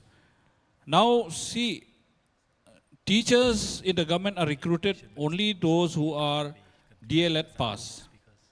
DLED qualified, after the DLED training course that they have undergone, then they have also to pass out an entrance eligibility test, which is called MTET exams. Now, only after that, these teachers are recruited by the government and appointed in their respective schools. Right. Our survey has shown us that there are substantial number of teachers who are yet to be trained. Now, relating to this, myself and the Honorable Minister, we have met certain authorities in Delhi last week, and we have been given an assurance that a one-time training amnesty program will be given to them so that they will clear all the training at that point of time. Therefore, once we get all those teachers trained, I think we will be having only qualified teachers teaching in all the government schools and the government ad hoc and deficit schools. All right, all right. I have just got the signal that we don't have very much time actually, and we are almost towards the penultimate few minutes to wind up this program. But then there is one issue, a large issue that we need to talk about and we need to address is the school dropout. Paul, this is very significant and very high. Ever since COVID, it has come down more. There can be various reasons that can be cited. But what is the government really doing? And Bahim also, if you can quickly give us some insights on addressing, on checking and countering this, this high rate of dropout that we are seeing amongst our children in the urban, in the rural areas also. Yeah. I believe that since Meghalaya records one of the highest dropout rates in the country, this issue has to be addressed very aggressively. There should be incentivization for enrollment of students, and also the some of the issues like the frequency with which the curriculum and textbooks are changed. You know, this is one major area that became a burden to parents to support their children to go to school. I remember that when we were in school, we, as an entire family, there were 7 of us, and we would pass down our textbooks, you know, to our younger brother, younger sister. The hand-me-downs, yes. Annually. And that went on for about 10 years. So everybody could use the same books. Right. But today you have a board, MBOSE, the frequency with which books are changed and the number of textbooks being prescribed became a burden, which is why a state like Mizoram, most of their leaders started off by educating themselves, getting educated here in Shillong. Today, they produce IAS officers every year, and Meghalaya has not been able to do so in the last 10 years. This is where the dropout rate can be brought down drastically if we address these issues. Why have hundreds of textbooks when Mizoram could make do with less than 60? So these are core areas which needs to be addressed, and I'm confident that we will address them. But having trained, qualified teachers is a must. This rate of 43% of unqualified teachers has to be brought down immediately, and the target should be that it should come down to less than 10% in the next 5 years. Okay, I'm sure it will be, because we have dynamic leaders right at the forefront, and the willingness for change is there. I mean, there is a saying, where there is a will, there is a way. So I think we are on the right track. You know, talking about the dropouts, because we have teachers there quickly. Yeah, you want to, yes, Mr. Chelani. I want to add. Yeah. The ratio of dropouts that we have today is also an calculation error as well, because the earlier calculations were done as per the previous survey and were extrapolated to the general numbers. And now with the SDMIS, which is a student database management system that has come in, we are now taking school by school. Every classroom are being recorded on the SDMIS along with their information. And that has brought out actual number of students that we have in the state. Okay. So that earlier survey that was done, if I'm not wrong, by you guys, which had given the overall numbers, but the actual dropout is not 21%. There is some truth to that, but the actual dropout would not be 21. It would be much lesser than 10% as well. All right, that's heartening to know. That's heartening. But then we have educators. Brother Solomon, quickly you want to come in? How do we check the dropout? I mean, maybe you can give certain ideas to our administrators also here. Quickly, I want a very, very quick, short answer. The dropout in the city and in the rural, there are two different things. One, it probably is because of the financial reasons. In the city, it could be because the kids can't cope up with the pressure. How do you stop that? I suppose make your teaching engaging and exciting. One solution. Okay, so let's come to this quickly, last segment that we should be discussing. Yeah, Bahima, yes. Hello. Relating to these dropouts, I would like to attribute or rather endorse what Honorable Minister Paul has just mentioned. While endorsing this, his views, I also would like to say that the dropouts in our state are also due to certain social issues. Now, these social issues are that there are, even now in the rural areas, parents who do not encourage their children to go for further studies. Now, this is an issue where I think we need to address, an issue where we need to create an awareness to all the parents that every child is important. Now, for example, if they have 8 children in the family, the parents would say that, okay, I can support only for 4 children, and 4 children should go and look for some other livelihood. This is one big issue. Therefore, this is one. The second issue is now, like we heard from Madam Ampreen, she stressed on one taboo that is happening in the state, that is teenage pregnancy. There is a lot of dropouts at that age of 16, 17. I would appeal to all my girl children here, kindly refrain from doing such things, because we need you in the state. Because there's a lot that is waiting for you in the future. You pass out, you become somebody in life, then you think of your own home later. These are the few social things that I would like to address, which needs to be spoken here openly in front of the children and also in front of the teachers. And I would request the teachers to kindly have frequent parent-teacher meetings. This is a must. I've seen in most rural areas we do not have parent-teacher meetings. This is why you do not know what is wrong with the child. That is why when the child fails 1 year, he or she do not want to continue to stay in the same classroom. That's why they need counseling. They need to be given that kind of, the backup by the family and by the teacher as well. Thank you. Absolutely, absolutely. And this is an area that really needs serious intervention, the teenage pregnancy. Yeah, and that related to dropout. I have to come to another segment, but maybe you can come in there, talk about mental health and emotional well-being. This is Brother Solomon's, yeah, quickly. Yeah. What Mbak Changdang is pointed out is very correct, because if you go to rural areas of Meghalaya, actually the main cause is poverty. Poverty, right? So how to tackle this? My suggestion is that in whatever schools they have now, government has got a number of schools. Bring your mic closer again. Yeah. See, what happened is that they can use the existing infrastructure in terms of teachers, in terms of infrastructure. Why not open a morning school or an evening school, say 2.5 hours daily, using the same teachers with some incentive? That will be a practical solution, because this is being tried out.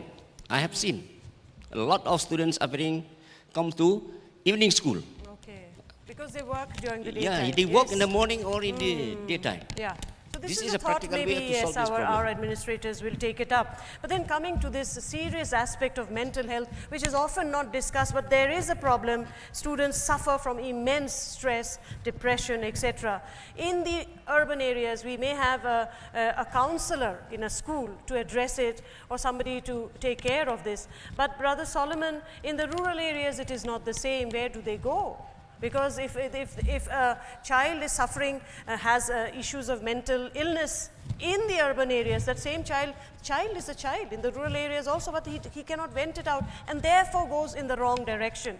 Use of drugs and other, substance abuses that is occurring. So what is your thought on, in the rural areas, of helping young people gain access to counselors, or say some kind of, people whom they can talk and who can listen to them and bring about that change? Yeah, I think the training of teachers, we need to just train people who are equipped with these skills. We should keep a separate person, right, for that? Sorry? A separate counselor, a separate teacher to address this issue. There are courses available. I know there are, some of our teachers are doing it. For 16,000 rupees, we are getting a diploma in counseling. Why can't we empower students, no? Community can play a role, you feel also? The Sorry? Community also can play a role? Absolutely. That's why when Sir mentioned regarding the PTM, I would like to extend that to a community engagement model where, I'm sure we can get people who can be trained, the basics of counseling,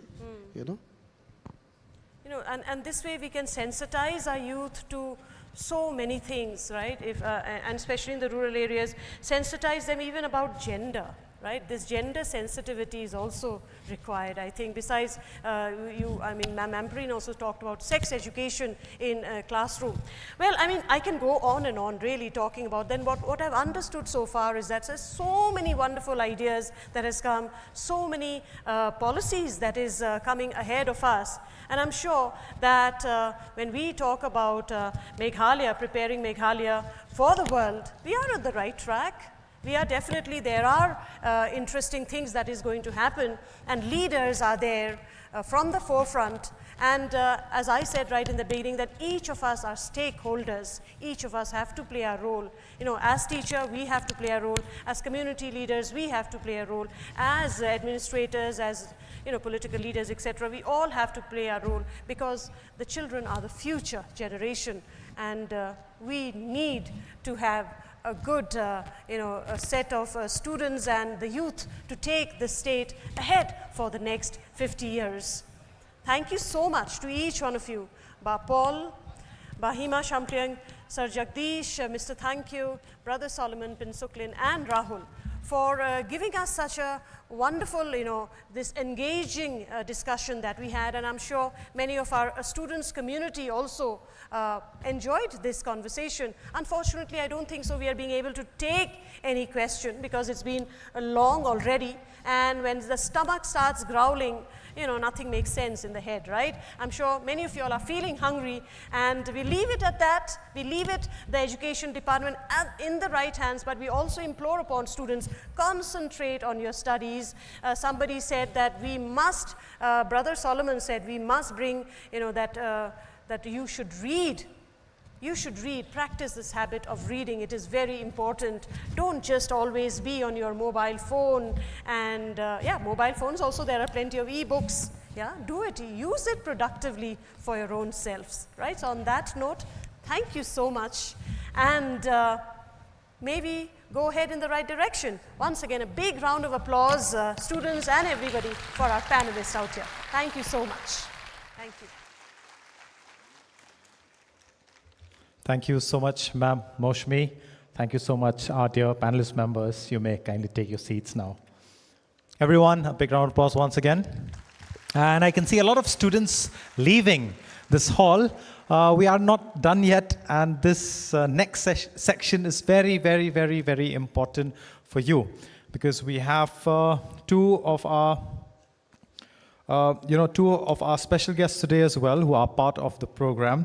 For example, we have Sir Swapnil Tembe, IAS, Director, School Education and Literacy, Department of Education, Government of Meghalaya. Sir, thank you for taking out your valuable time to be with us today.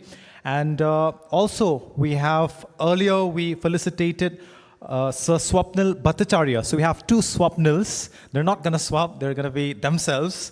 And he is the 344th rank holder, UPSC, in the, this year.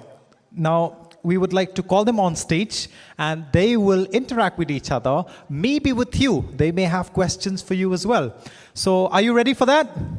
And I promise this will be short. It won't take much time, but this will be like the key takeaway from this entire program today, especially if you are a student. Let's all welcome Sir Swapnil and Sir Swapnil on stage right now.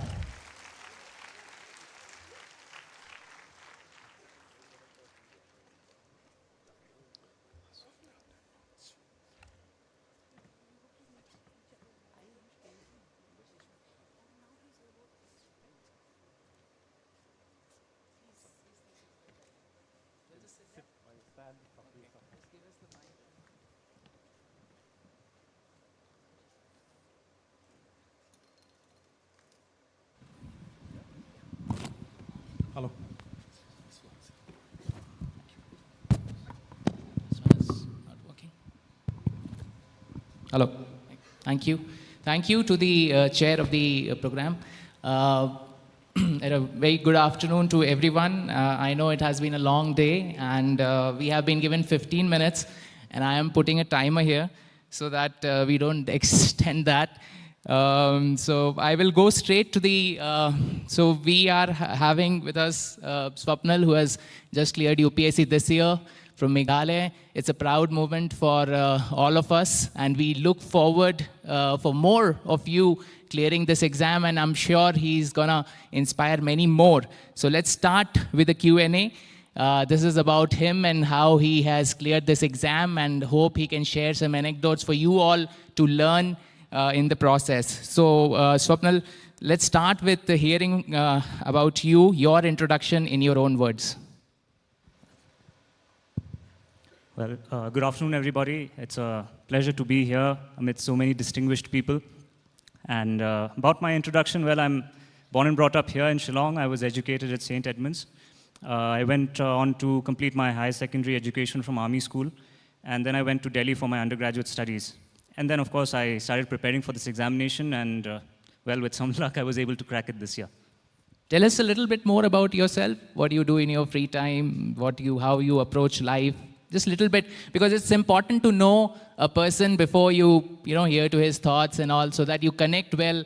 And I'm sure you all will be interested to know that, what he's like, what qualities he has. So please share some more. I think that was too brief. Well, it is poor form to talk about oneself, but if I were to talk about myself, I think the key takeaway would be I like to live life half an hour by half an hour. So not think too much into the future. Live life half an hour and soak in the moments. I think it's very important, which I have learned the last few years, to slow down and live life a little slower. And that lets you live life to the fullest. And that's been my mantra with whatever I've done. In my free time, of course, I like reading. I like going out for long walks, talking with people. That's about it. Pretty ordinary, I would say. Wonderful, half an hour by half an hour. I think that's a wonderful approach towards life. And so next, I'm sure we all want to know that why did you choose to go for civil service? What motivated you? Well, I would have to give you a very underwhelming answer because I joined University of Delhi, the physics program there, with the intention of becoming a researcher in physics. But then, of course, with some maturity, it was a stroke of luck as well. I had just finished my lab work one particular day in my second year, and a friend of mine who had already decided to prepare for this examination, he came along and he pulled me by the arm and said, "Oh, there's a seminar on the civil service examination. Would you like to attend with me?" And to be very frank, I was least interested because that had never occurred. It had never occurred to me that it was even an option, because I was really fixated on what I had come to Delhi to do. But then, that's about being in the moment which I talked about, half an hour to half an hour. 20 minutes at that seminar, I was late for the seminar. I had reached towards the end. But even then, that changed my life. That seminar was held by Mrs. Ira Singhal, a 2013 UPSC topper, I believe. She's my batchmate, 2015 batch. I see, so you're acquainted with her. A wonderful officer, and her talk really changed my perspective. And of course, that was the day with some level of thinking, consultations. I took my time, and then I decided that, okay, this is what I would like to do. And I didn't look back after that. Great. So he was motivated by one talk in fact, she's my batchmate. She was the topper of the 2015 batch. So I'm sure after his talk today, you will also feel motivated. And after some years, we'll have you seated here. Maybe, I don't know whether I will be here to interview you or somebody else will do that. But let's hope you do that in the future.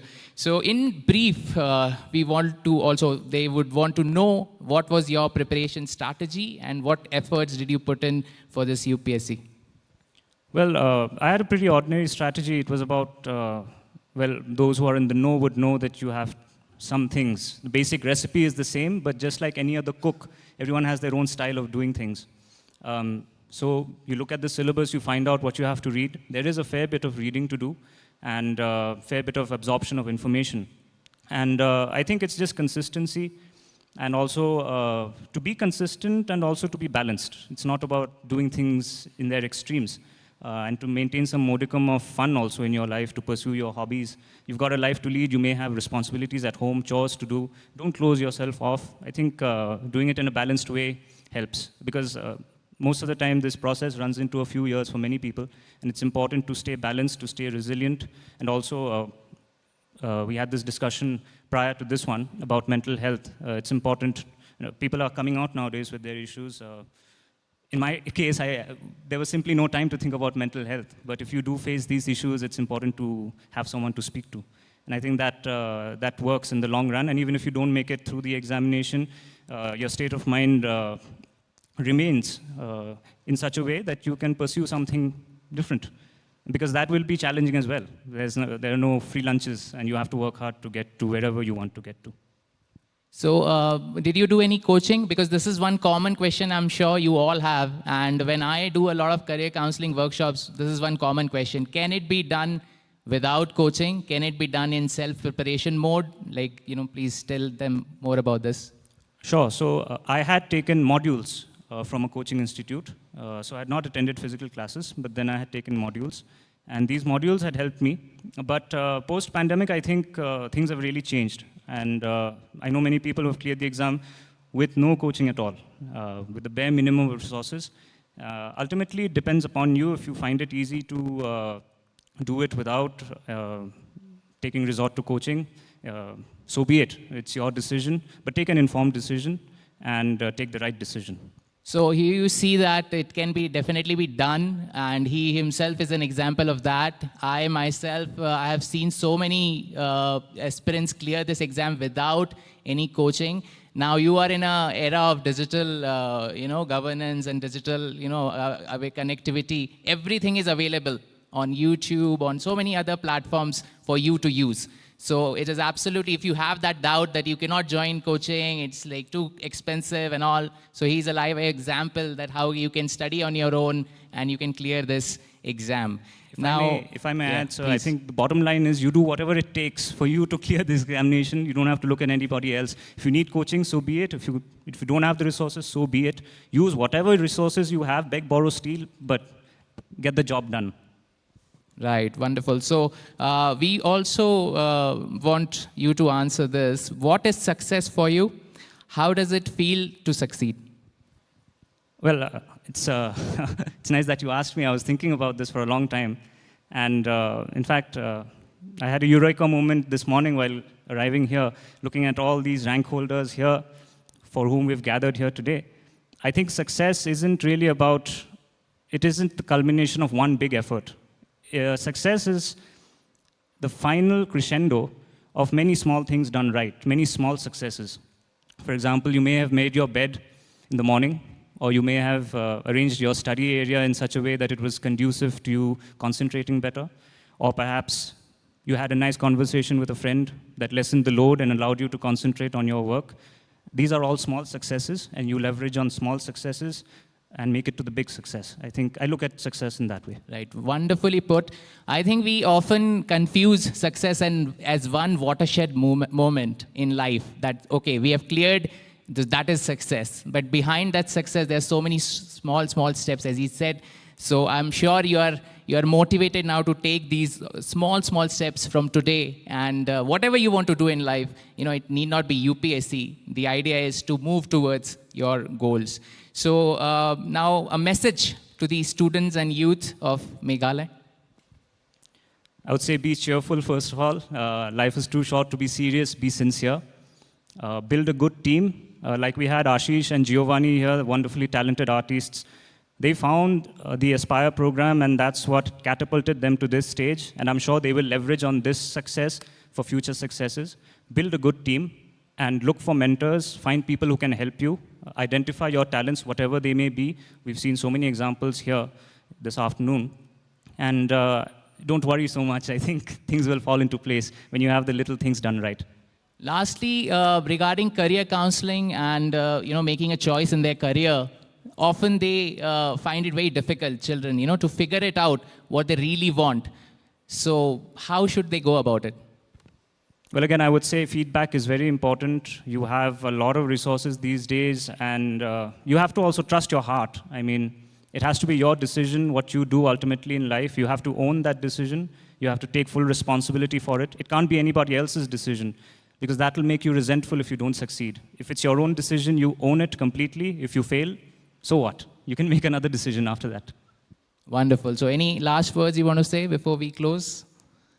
I hope you're very hungry, because I am, and we'll move on to lunch quickly. I won't keep you waiting.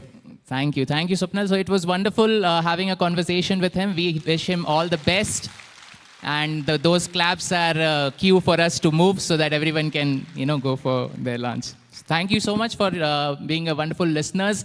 We are always there. In fact, it's always good to, if you have any doubts about the service you want to join or about the career you want to join, please go to those people who are there. Please talk to them. I'm sure everyone will be happy to share their experiences, and you'll get to know, how to reach there and what are basically, how to approach for it. So again, congratulations to him. We are proud of you. From the state of Meghalaya, and I wish all the students present here that whatever you choose today, you move towards that, you give your best, and I'm sure you'll be, achieving it. So thank you.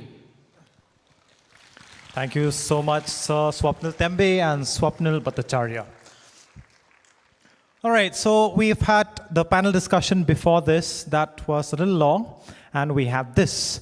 The students, if you understood nothing, maybe because you thought जब बड़े हो जाएंगे तब ये सब समझेंगे, then let's try to take home the unspoken things. For example, when they were talking, they waited for each other. The way they spoke to each other, the way they smile, they put a smile on their faces, the way they walk, the way they sat on their chairs, the way they dressed. So these are some of the important, unspoken things that you can take away from today's events. Don't worry, I'm not gonna talk too much because you're hungry, but we have to end this program now. And to give the vote of thanks for that, I call upon the Controller of Examinations, MBOSE, T.R. Lalu, to kindly come on stage and end the program for us.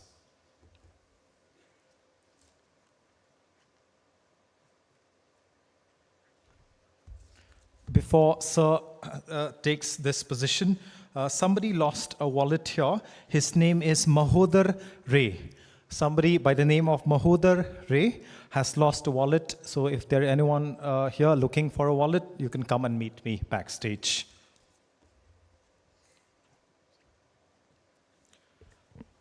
Thank you for this opportunity. I'm here to give the vote of thanks.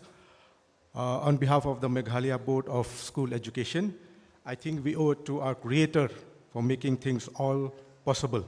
And we are here today because of His blessings. We also like to thank our Honorable Chief Minister, Sir Conrad Sangma, who I believe is still around, and for his wonderful words that he has given. The basic takeaway was the change in the mindset. Let us take these words and prepare for the new education policy that is coming our way. We would like to thank our Education Minister, Sir Rakam A. Sangma. Sir, you yourself, you are a teacher, and I'm sure, like someone said, it is in safe hands, the department. With your expertise as a teacher, I'm sure you will take the department to greater heights. We would also like to thank Madam Dr. Amperine Lingdo for coming here and sharing your thoughts with us, taking away the jungle from the man. That's a beautiful thought, and let us all work together to do the needful. Paul Lingdo, Minister of Social Welfare, thank you for being with us, and all the Chief Minister and the 3 other ministers are here till the end of the program. It shows that the government is serious on education, and we hope that the team and even the other ministers will take the state to greater heights by doing the needful in their respective departments. We are also thankful to the advisor to the Education Minister, H.M. Shanpliang, a former bureaucrat and a former representative. With his expertise, I'm sure he will be giving the best advice to the minister and to the department as a whole. We have MLAs, Madam Santi Mary Shilla, Ma Wailat Shilla, and Sir Remington Momin, who are present here. Your presence means a lot, and we thank you for being here in spite of your busy schedule. Sir Praveen Bakshi, Commissioner Secretary to the Education Department, you have been very busy preparing for this program. Thank you for leading the team, education, and we hope that you will continue to lead us, and we will do a better job under your leadership. Sir Ambrose Marak, Education Secretary and Executive Chairman, MBOSE. Sir, you are the captain of MBOSE. We follow you, and we always look forward to you.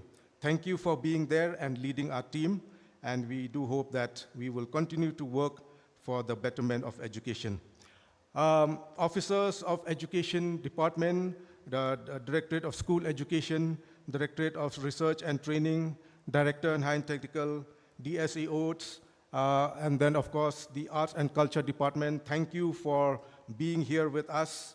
I would like to also thank MBOSE team Tura and Shillong for making things possible. The whole show here is, of course, this is in the name of MBOSE, but It has been Mark Lightflung and his team, Avenues, which has been hosting this show. So I think because they have made it such a wonderful way, I think they need a round of applause from us. So a big clap to Mark Lightflung and his team. Thank you to Swapnil Bhattacharjee, the lone civil servant who got through this year from Meghalaya. Your speech has been wonderful, and I'm sure the students will take it to heat and they'll be inspired by you. Panelists like Sir Jagdish Chalani, Shri R. Thankyo, Brother Solomon Morris, Dr. Punsuk Lin Imyong, Rahul Thachaji, and Mark Lightflung himself. Others who have already been mentioned, I'll not mention their names again. Thank you for such a lively debate. Madam Moshmi also for leading the debate, and we hope that so many things will come out of this as we ponder upon them maybe in the later days. Thank you to the principals who have brought their students here, and we hope that as we look forward, as we can see that the government is having so many things in mind, we do look forward that as an education department, as a board, we will be working together for the betterment of our students.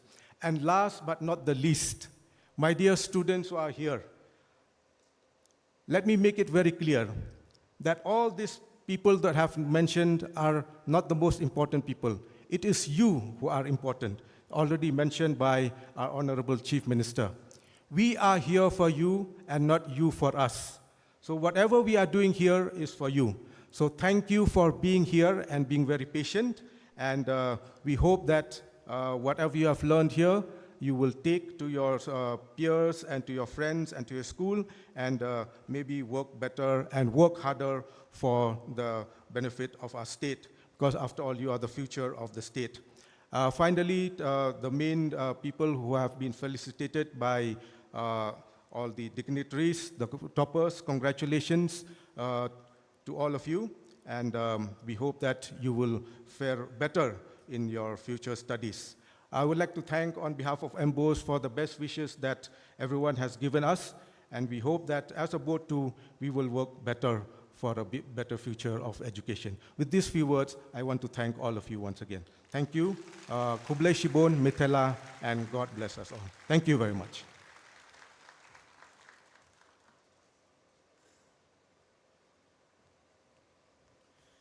Ladies and gentlemen, we have come to the end of this program.